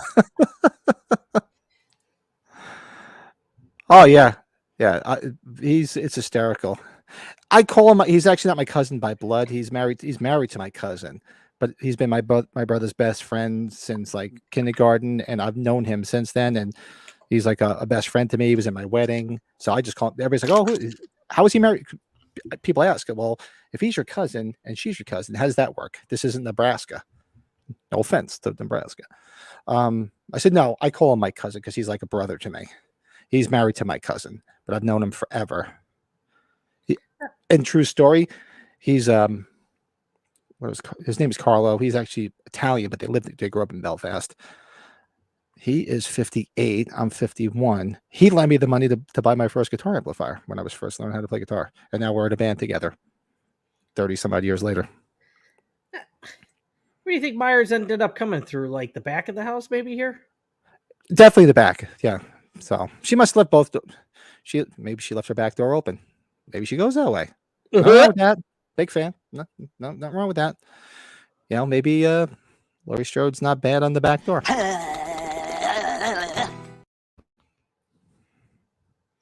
Okay, Pat, 20 seconds here. I'm just seeing where this is going to go. Oh, throw it in. Throw it in the chat, our private chat. Let me know what it's up to. I'm curious.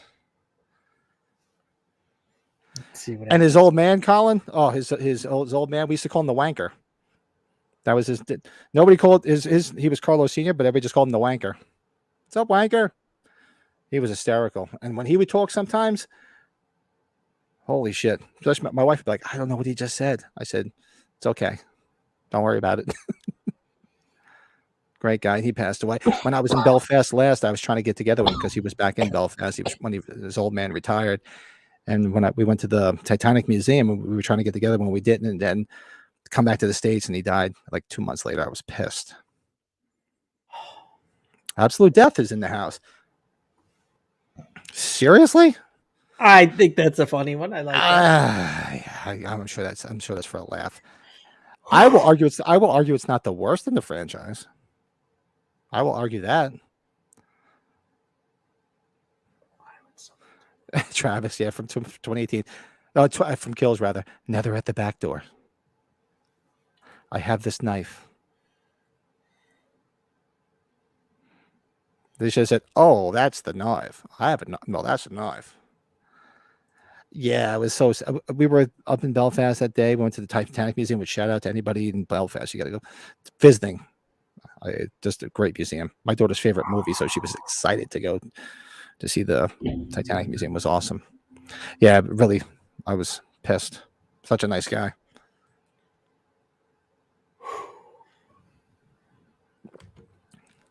But Colin, hopefully, we'll see. Maybe next fall, we'll come to Belfast and we'll have a pint because my wife and I are celebrating our 25th wedding anniversary next year, and we're going to be going. And she wants to go back to Ireland, so it's not going to happen this year because why can't we go this year, Brett? Because we're going to age 45. That's right, age 45. I'm sorry. I got distracted. Oh, I apologize. Yeah, I know what you're doing. Yeah. Now, this fight sequence wasn't bad. It was just a little bit too short. I thought it was I enjoyed it. I don't but mind it was, this part. yeah, it was good. It was intense. Yeah, it was definitely intense. It wasn't bad. Probably could have been a little bit longer. Story of my life.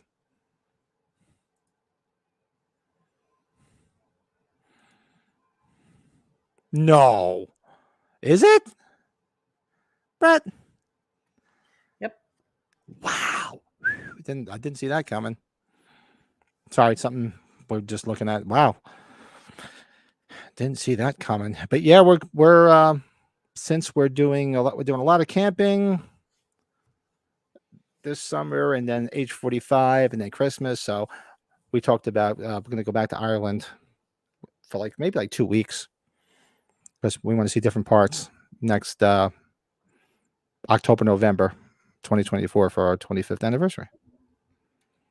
How about the homage to the needles here? Sewing needles. Yeah.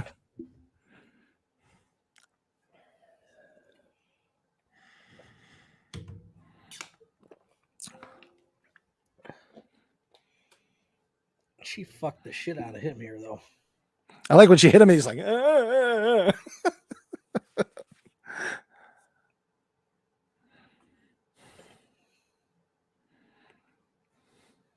See, I wonder if all the breathing and the noises he's making, I wonder if that was all Nick Castle too. Could have been, right? Yeah, I'm wondering. And this is good when she nails it in with the nails him down with the friggin' pan. I mean, you gotta admit, it's pretty cool visual. I'll give it that. Yeah, I like the setup of it.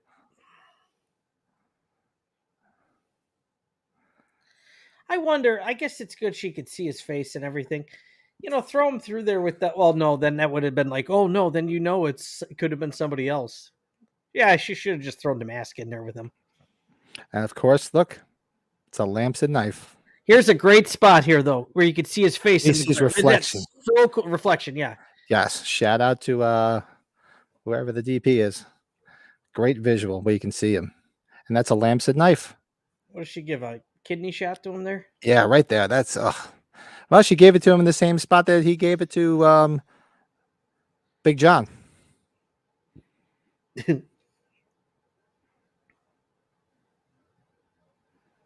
Oh, don't take the mask off, damn it.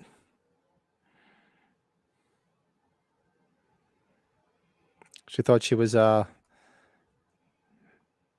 of the friggin' Scooby-Doo gang. Now let's see who's really behind this. Let's see who's really behind this mask.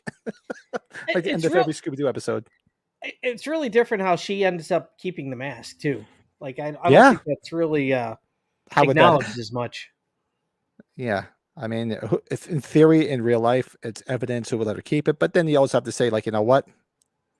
Let her fucking keep it. She's earned it.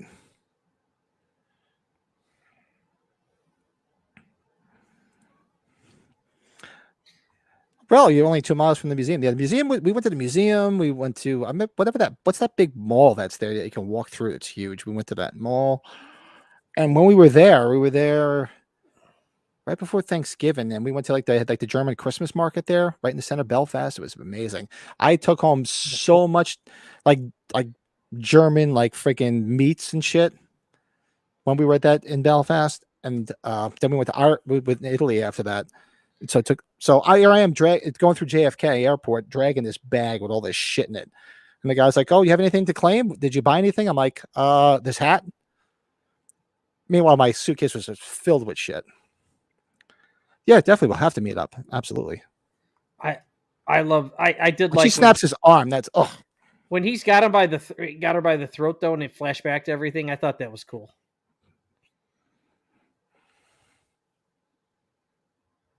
Yeah, and his arm's broken, so he can't pull it away from her. Like I said, anything that can bleed can die. Symbolic here, where they're holding hands there at the end, and just a lot of symbolism there to me. Yeah, and they're not related either. Because remember, they touched hands at the end of H2O right before she took his melon off. Where's my cherry blossom, lady? Where's my cherry blossom? I gotta make my croquettes. God damn it! It's getting late.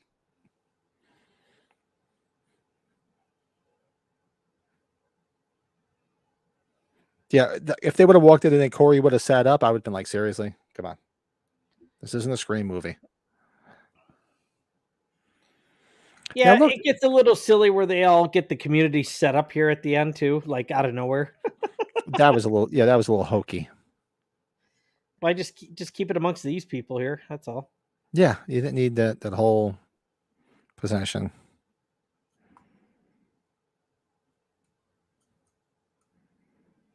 Yeah, Travis, I get a little queasy when I see the wrists in the throat too.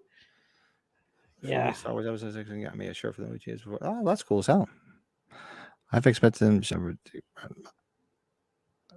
hit him with the fucking burnt pie.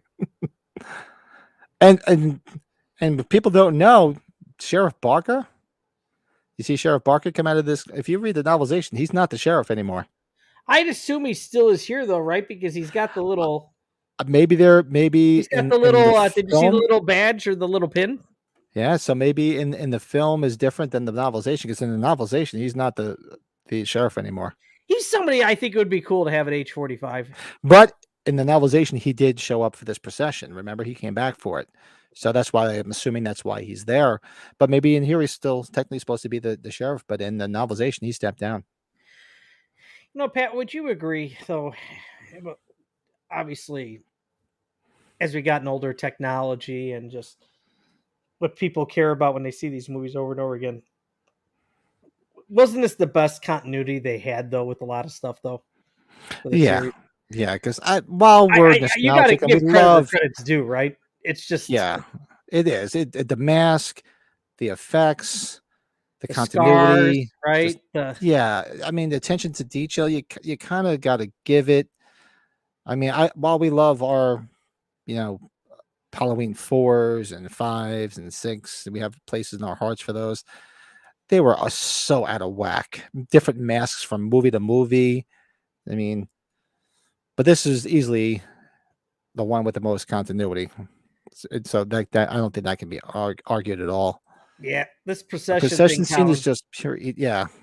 The only thing I'd say, like, if I was, as Ronnie and Blake called him, St. Jude Courtney, if I was St. Jude Courtney, this was probably a fun little ride. Courtney, is that what Did you hear him say that? I have to go watch it. I missed that episode. I have to go back and watch it. 11-3 for Cubs. Okay, good. Yeah, because I freaking I remember I commented on one of them because I missed 2 or 3 of their live streams because they don't put enough notice out. I'm like, shit, I would have sat in on them, but I was doing other things. Oh, that one wasn't live. I watched the. Oh, that was the pre-recorded one. Yeah, there was another live one from the other night. Yes, call me sick, but when you have all this Halloween memorabilia, my 9 and 10-year-old wanted to know how he died, so this was the only thing I showed him briefly. I showed him this part. Like, see, there he goes. And pops off like a grape.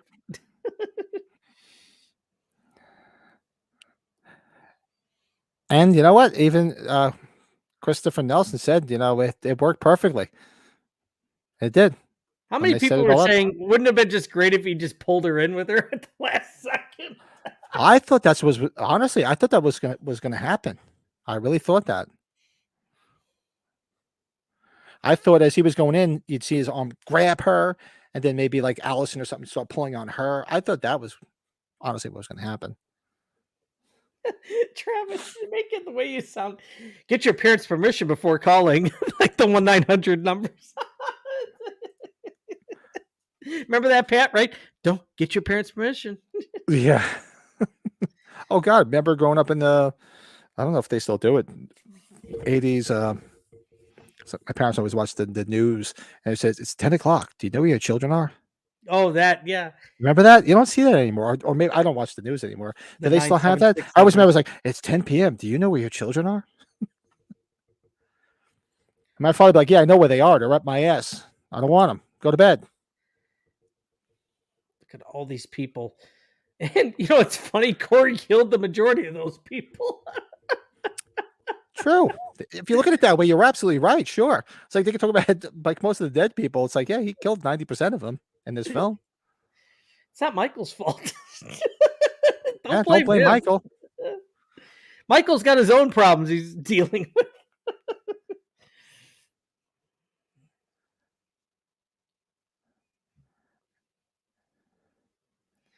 Yeah, I get into debate with my brother, Pat. My brother loves H2O, and I'm like, dude, this storyline direction with Jamie Lee Curtis for me was better. It just much better. Sorry, much better. I'll argue it. As much as I love Halloween 2, Halloween 2 is still age. Yeah, Halloween 2 is still my number 2 in the franchise. I love that whole movie. But that whole movie could have been done without that whole movie would have worked without the brother sister aspect. They could have found another way to make it Dude. seem to make it Loomis could have just said, well, he's obvious maybe he's just got his eye on this one particular girl. Where did she go? You know, they didn't so I did like the brother sister thing there, but I do like the way they did this better. Yeah, and when we watched H2O, or maybe we even brought it up. That movie was partially maybe pressured by Scream, wouldn't you say, Pat? Because Scream came out right before that.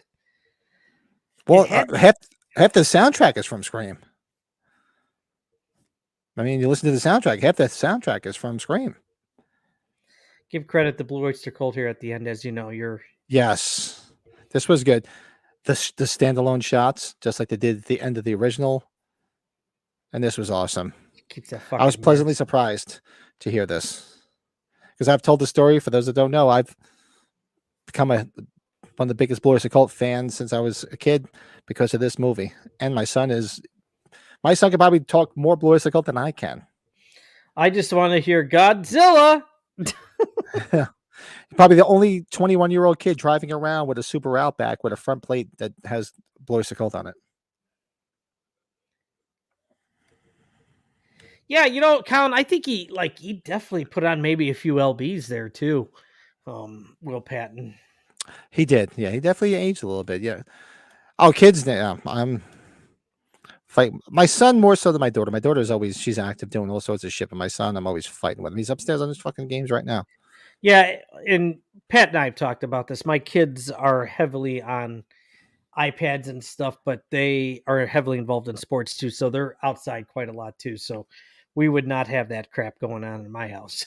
Well, that's the hard part now because when the kids get older. See, when my son was in high school, it was easy because he was in track, he played football, but then he went up to college, and I tried to get him in. He was dead set on going to West Point. He wanted to go to West Point, so I signed up for ROTC. Didn't like it, and then told him I said get involved in something else. I mean, he was been going to the gym with his friends. That's about it. But he does like his games. I'll tell you that. He does like his games. Or like the Iron Sheik would do. He would drink 6 Heinekens and then go to the gym, any Gold's Gym in the area, and just start fucking pumping it out. There, back, Jesus, when I was in my early 20s and before I was married to my wife, and I would go to this when I was working for the cable company. I was working for Time Warner Cable back then. And that was probably like 21, 22. I used to go to the gym in the morning with a bunch of friends from work. So we'd get there at 5:30 in the morning and go to work out in the gym. And this guy, Al, we'd see him walking up. It was 3 flights of stairs. It was an old warehouse. 3 flights of stairs up, and the whole way up, he'd be smoking a joint. 5:30 in the morning. Stoned off of his ass, working out at 5:30 in the morning. That's awesome. And you know what he did for a living? He was an iron worker. So he's all stoned, walking on I-beams. And even funny story, not everybody wants to hear this, but I'm just going to ramble on because that's what I do. I'm Italian. I talk with my hands. Years later, when I started dating my wife, funny story, I started dating my wife, and I'm still going to the gym, and I was working there, and I was telling her the story. I said, you got to see this knucklehead guy that 5:30 in the morning, he's walking up the gym steps, and it would always wear these white, like painter's pants, ripped, and the knee was covered in duct tape, and he'd be smoking joint every morning. And my wife's like, oh, is that Al? And I'm like, what? She's like, Al. I go, how the fuck do you know him? He says, oh, that's my brother-in-law's cousin. Sure enough, going to start to meet my wife's family. My brother-in-law, shout out to my brother-in-law George, great guy who passed away. It was his cousin. So I used to hang out with this guy at parties. I said, yeah. I said, you were the only guy I ever saw that would walk upstairs at 5:30 in the morning to a gym, and you'd be stoned out of your mind. He's like, that's the only way I can get through it. You said Al. I was thinking, Al Bundy, did you take a check from this man? Exactly. Oh God. Let's check This out. was fun. We had some good feedback. Yeah, a lot of good chat, a lot of good comments people in here, guys. Can you please play that? Oh, I can't play it. They'll throw me right off. I wish I could. Yeah, that's one thing about YouTube. Agnet guys are not here. They'll let you know. They got thrown. Their stream got shut down several times because We when were you play a watching certain one that did. Remember? yeah, when we were doing the Masters of the Universe one, I think is when they threw them off. It's good. Yeah, they really cracked down on it. Kim Gottlieb Walker got some credit here for her stills. That's cool.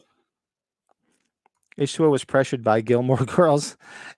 I forget who was giving me shit the one night about that I'm not a fan of H2O. I don't hate H2O. I was just a little disappointed. I just didn't like No, Pat, can I answer for you and I? You and I are very similar. Pat and I both have this agreement where we like there's always something we like about every Halloween movie that's been made. It's of course there's movies we don't like or more than others. There's always aspects of all these Halloween movies we like. Sorry. Am I going on a tangent, Pat? I'm sorry. No, you're absolutely right. There's not one in the franchise that I can say I hate. There's just some I dislike more than the others. That's all. That's as simple as that. And H2O, albeit when I first saw it, I was gaga over it because wow, here it is, 1998. 20 years later, they're bringing back Laurie Strode. I was happy as a pig in shit, and I loved it. But to me, it just didn't age well. And I don't hate it. It's just not one I would reach for. Yeah, if I'm going to watch a movie, don't really reach for it. If it's on, I watch it, but I don't really reach for it all that often. No. That's the only way I can really put it. It's the shortest one of the series from a running time too. It is the shortest movie. Yeah, it's got this. Well, let me see. Is that the smallest kill count? Because there's not a lot of deaths in it either. It's close to the original. If I did the count, still think the best uses of the song was the opening of The Stand. I don't remember the opening of The Stand. What did they play? Yeah, I don't remember. There's another thing. Travis brought up another thing. Like, I think the back half of my Halloweens change. Like when we watch these movies, like I think Pat and I are usually about the same with the first. Well, ours don't change, is what I'm saying, but we're pretty close to the main few, I think. But the back half, like I'm going to tell you something. We watched Rob Zombie's Halloween 2, and Pat knows this. I said it multiple times, and I was probably beating a drum there. Rob Zombie's Halloween 2, all of a sudden, I liked it a bit more than I did after. That's why I revisit these because it was so bizarre. Right, things that go on in that change. Movie. It changes. I don't think I'll ever. I can honestly say I don't ever see my top 5 changing. But beyond that, no.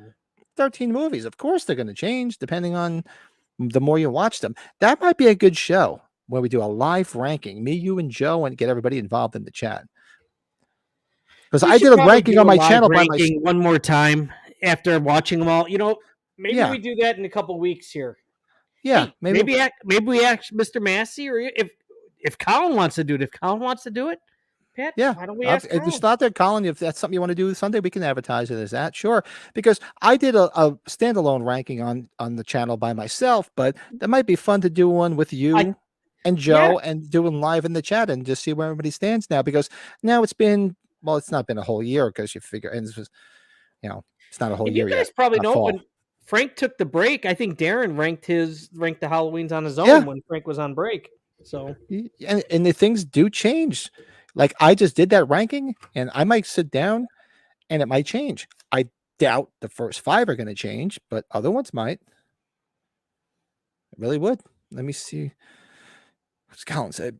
Yeah, do you remember that a few weeks ago, though, Pat? Like you, me, and Joe were watching it, and we were live. Oh, he's a drummer. That's awesome. We were like, wow, there's things that go on in this. We were like, man. Oh, Colin, that's awesome, bud. That's awesome. He's drummer. I could kick my son. I've tried since he was a kid. He's got electric guitars. He's got acoustic guitars. I tried to teach him guitar since he was a kid, and he would get it. But my son is, and this is no way, shape, or form meant to brag. My son is very, very smart, but he's one of those people that it's not for me. It's my wife. That just excels at academics. He was very smart in his class. He's got scholarships, but he's one of those people that just remembers things and didn't have to try. With learning an instrument, you have to practice and you have to try. So he would get frustrated when it wouldn't come like this. My daughter, on the other hand, she picked up the piano, paid for lessons, and she was doing great, but then she didn't want to do it anymore.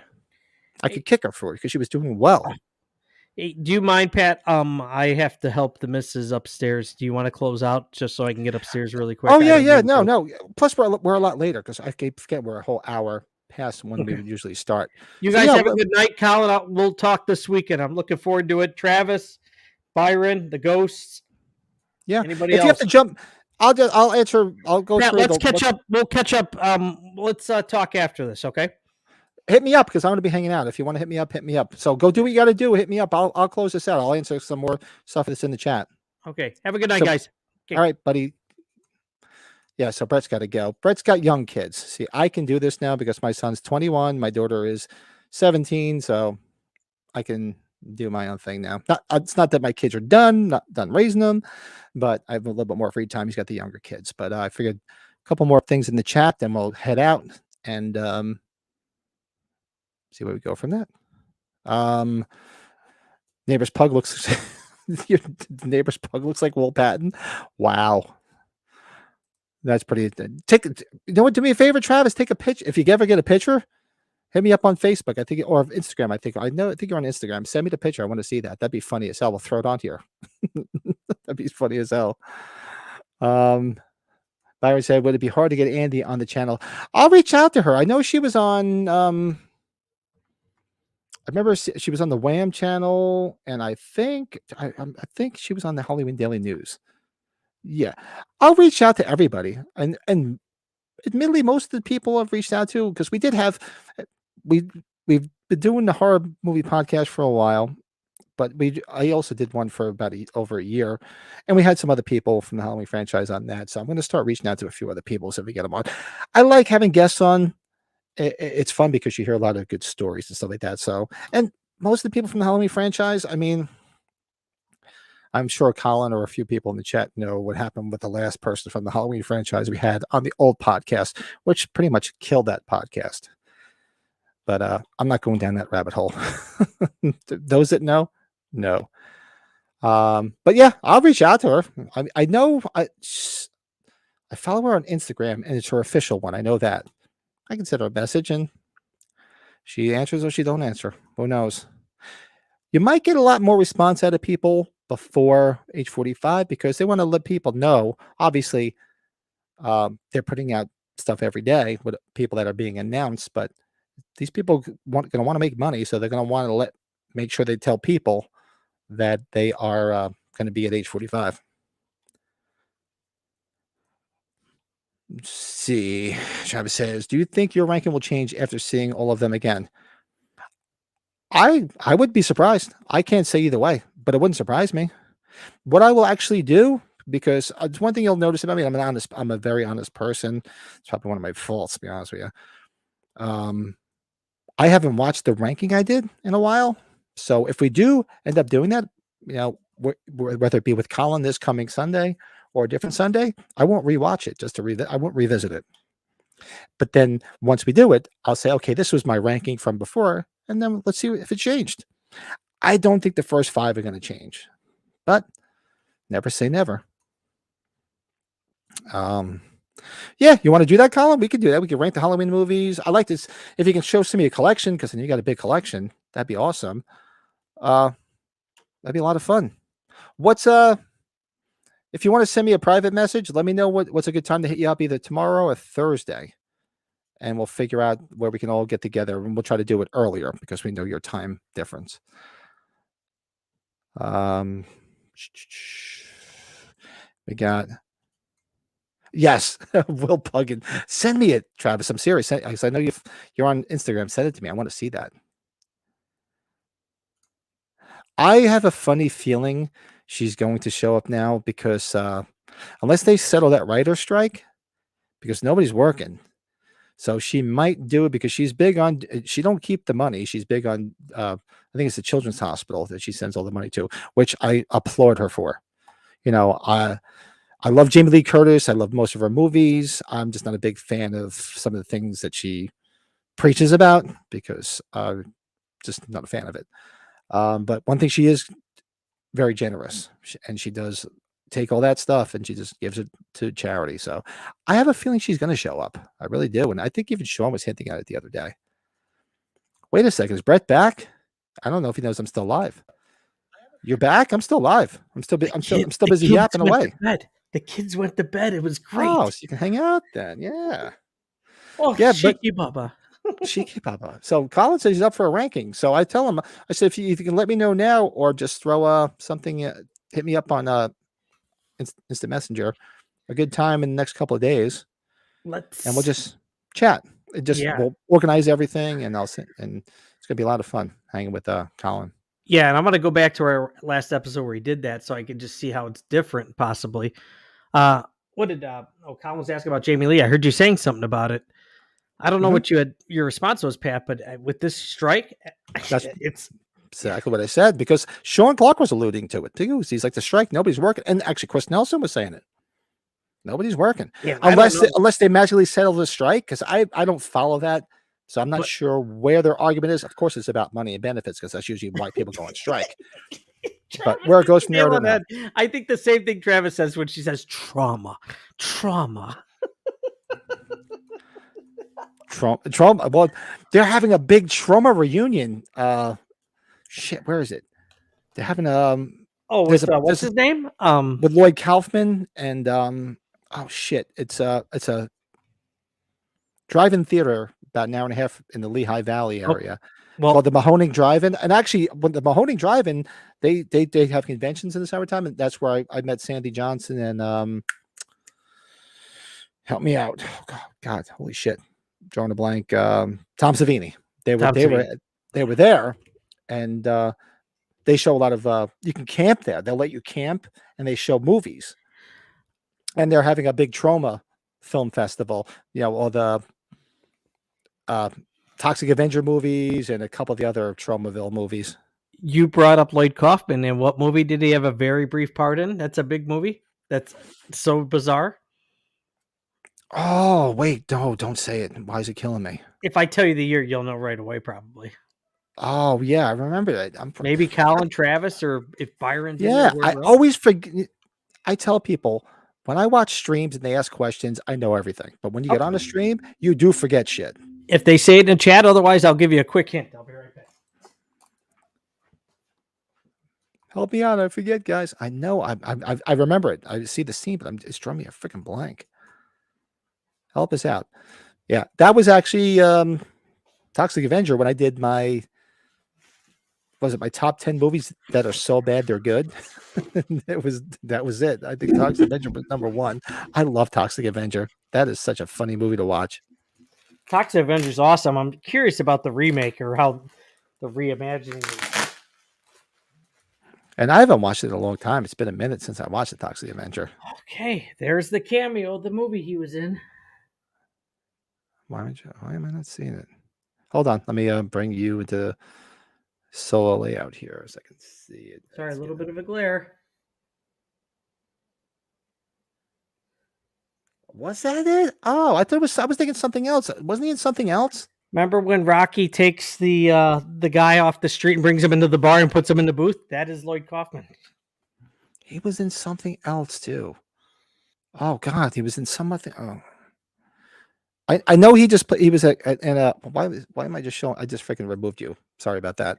I took you off solo display and I took you out. I showed you one of my new items for the week. Oh well, that's fine. That's fine. There's a My Bloody Valentine fan film I just watched with what the hell? The girl from Nightmare Toys is in it. Oh,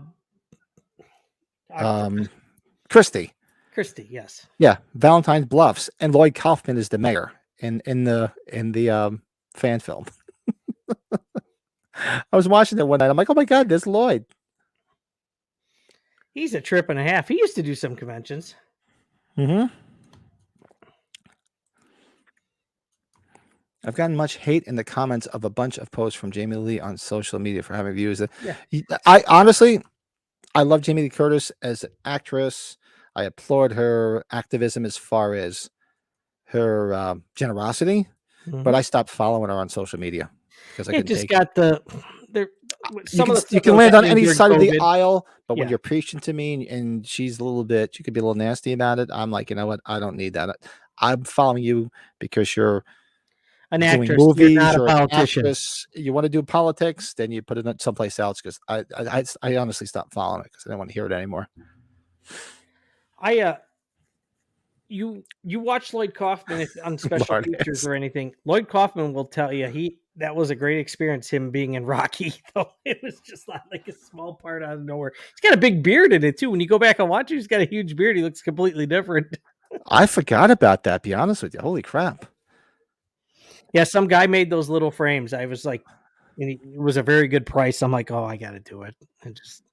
And I haven't seen him in a long. I mean, yeah, I think I follow him on social media. But the only thing that came into mind is because I know they're doing that thing at that drive-in near me, which it's like Trauma Mania, whatever the hell they're calling it. And that was funny because I remember, yeah, Christy from Nightmare Toys. I follow her on, I think, on Instagram or one of them, and she had posted she was in that fan film, Valentine Bluffs. It's like a fan film sequel to the original My Bloody Valentine. So I watched it. It was only like an hour long. It wasn't bad. It was fun. It was check made that better. out. I didn't realize that. Yeah, it was made better than most of the ones that are just made on people's friggin' phones. And the guy that played the mayor, I'm like, is that Lloyd Kaufman? It was Lloyd. Travis, yeah, I think if I remember right, this is number 2 movie behind Halloween of all time favorites for me. He picks him up in like a fireman's carry outside the bar, and then he puts him in the booth, and he says he's got a friend for you, and he's the guy he picks up and puts in the booth with the other people. So now, did he have Tromaville going? Was he doing movies then? Because that's 76. No, I don't think so, right? Because I thought Tromaville, I could be wrong. I don't know the whole history, but I thought it started with the Toxic Avenger, which was the early 80s. Those movies, I tell you, when you first see those movies, it's not what you expect, too. You know what I mean? When you see those for the first time. So it's curious what this redo or whatever remake. Let's see. Who's playing the Toxic Avenger? Do we even know? I don't know. I honestly don't know. I'd be curious. I have to go back and revisit the original ones. It's been a while because I remember the girl when I did my 10 movies that are so bad they're good. The girl that played Toxie's freaking girlfriend, that blonde who was supposed to be blind, was beautiful as hell. I can't remember what the hell her name was. How many years ago? I don't think she ever did anything else after that, but she was cute as hell. It's in post-production, so I wonder if it's Elijah Wood. Wow, there's some good people in this one. Wow. Elijah Wood, Kevin Bacon, Peter Dinklage. Colin's got to go. It's 5. I can't believe it's 5. I forgot. Colin is 5 hours. You got to go, Colin. We're just going extra time. Yeah, we're just going a little bit. We're going to get off here, and then we'll probably chat a little bit after that. But hit me up in IM. Don't have to do it now because you need to get some sleep. Hit me up IM. Really looking forward to being on with you, Colin. It'll be a lot of fun. If you have some free time tomorrow night, you have some free time on Thursday, you let us know. Oh, it's already Wednesday, so either tonight or tomorrow night, I should say. Hit me up on IM when you can and let me know what's good for you. We'll chat, we'll organize everything, and then we'll have Chris Nelson's buddy on Sunday night. Thanks again for all the comments in here, guys. This was everybody that came in the chat tonight. Thanks so much. Everybody that's going to comment after it, let us know your thoughts on the movie. Yeah, make sure you like, subscribe, all that happy horse shit. I usually have little things where I plug the channel, but I didn't bother tonight because I honestly don't care. And Pat, you either like it, you don't like it, or you subscribe, or you don't. That's the way I look at it. And if this is all for fun, we're going to be taking a break from Halloween stuff, and I think we get a lot of people that like to discuss Halloween. If there's other movies, please throw them in there because we're up for watching anything. I'd much rather have people chatting than just us watching and having less chat, right, Pat? That's probably exactly way to say it. That's what it was nice. We had a real good people chatting tonight. Yeah, absolutely, Colin. Yeah, hit me up, man. Thanks for hanging out tonight. Looking forward to chatting. Get some rest. What's left of the morning? The sun's going to be coming up. 5:21. The sun's rising in Belfast. Oh, I start work sometimes in construction at that time here.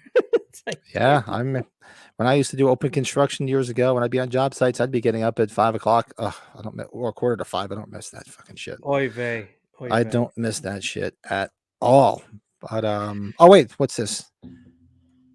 Travis saw the Toxic Avenger movies by accident as a kid and was so confused and uncomfortable thinking it was a kid's movie. Yeah, right. Yeah, Because the way they it's show a lot shot of- is goofy. It almost seems like a kid's movie. Yeah, because aren't there naked guys running around and shit too, and random things going on to those movies? It's just crazy shit. So thanks to everybody. We're always open for suggestions. Let us know what you guys want to chat. And let us know what you want us to watch because it's not like right. It goes to sentiment. We want to do this so we can chat with you guys. So next week we're going to do our comedy watch along. So we might not have as many people in the chat because we tend to do more horror because it's more of a horror Absolutely. group. But if you guys like Caddyshack, please show up next week. I'll have my son sitting here with me. It's one of his favorite movies. So if you guys want to hang out and just laugh at a movie, come watch Caddyshack with us. And then the following week, our buddy Colin's going to be joining us live for a watch along of Amityville 2, The Possession. Written So if you guys have by Tommy Walls. you guys have some suggestions, throw them in the comments because maybe what I'll do is I'll throw up a poll on the channel and just see where people vote and just say, yeah, we'll watch that. Dude, it's so much fun. I'll just watch anything. I engaging don't with care. everybody. It's just so much fun. Look, I'll watch anything as long as you tell me I'm not watching fucking Skinamarink. I'm fine. We're not pulling that shit again. Yeah, I'm definitely not watching that movie. Don't pull that shit with me. Try that Halloween shit with me. All right, everybody. Good night, everybody. Hey, Have a good great night. Thank you, We'll guys. We'll see those diehards tomorrow night for the Halloween 3 movie book club. We'll be back talking Halloween 3. If you're a Halloween 3 fan, you don't want to miss it. There's a good section that we're going to be talking about tomorrow. But if you're not interested, that's cool. I get it. Come back on Sunday because our buddy Colin is going to be our guest, and we're going to hang out and do a lot of chatting and probably rank the movies, rank the Halloween movies. You're going to hang on for a minute? You're going to hang, right? Yeah, let's catch up. All right, guys. So thanks everybody again. Let me get everything set up here because I'm just pressing buttons at this point. Good night. Good night, everybody, and we'll see you guys on the next one.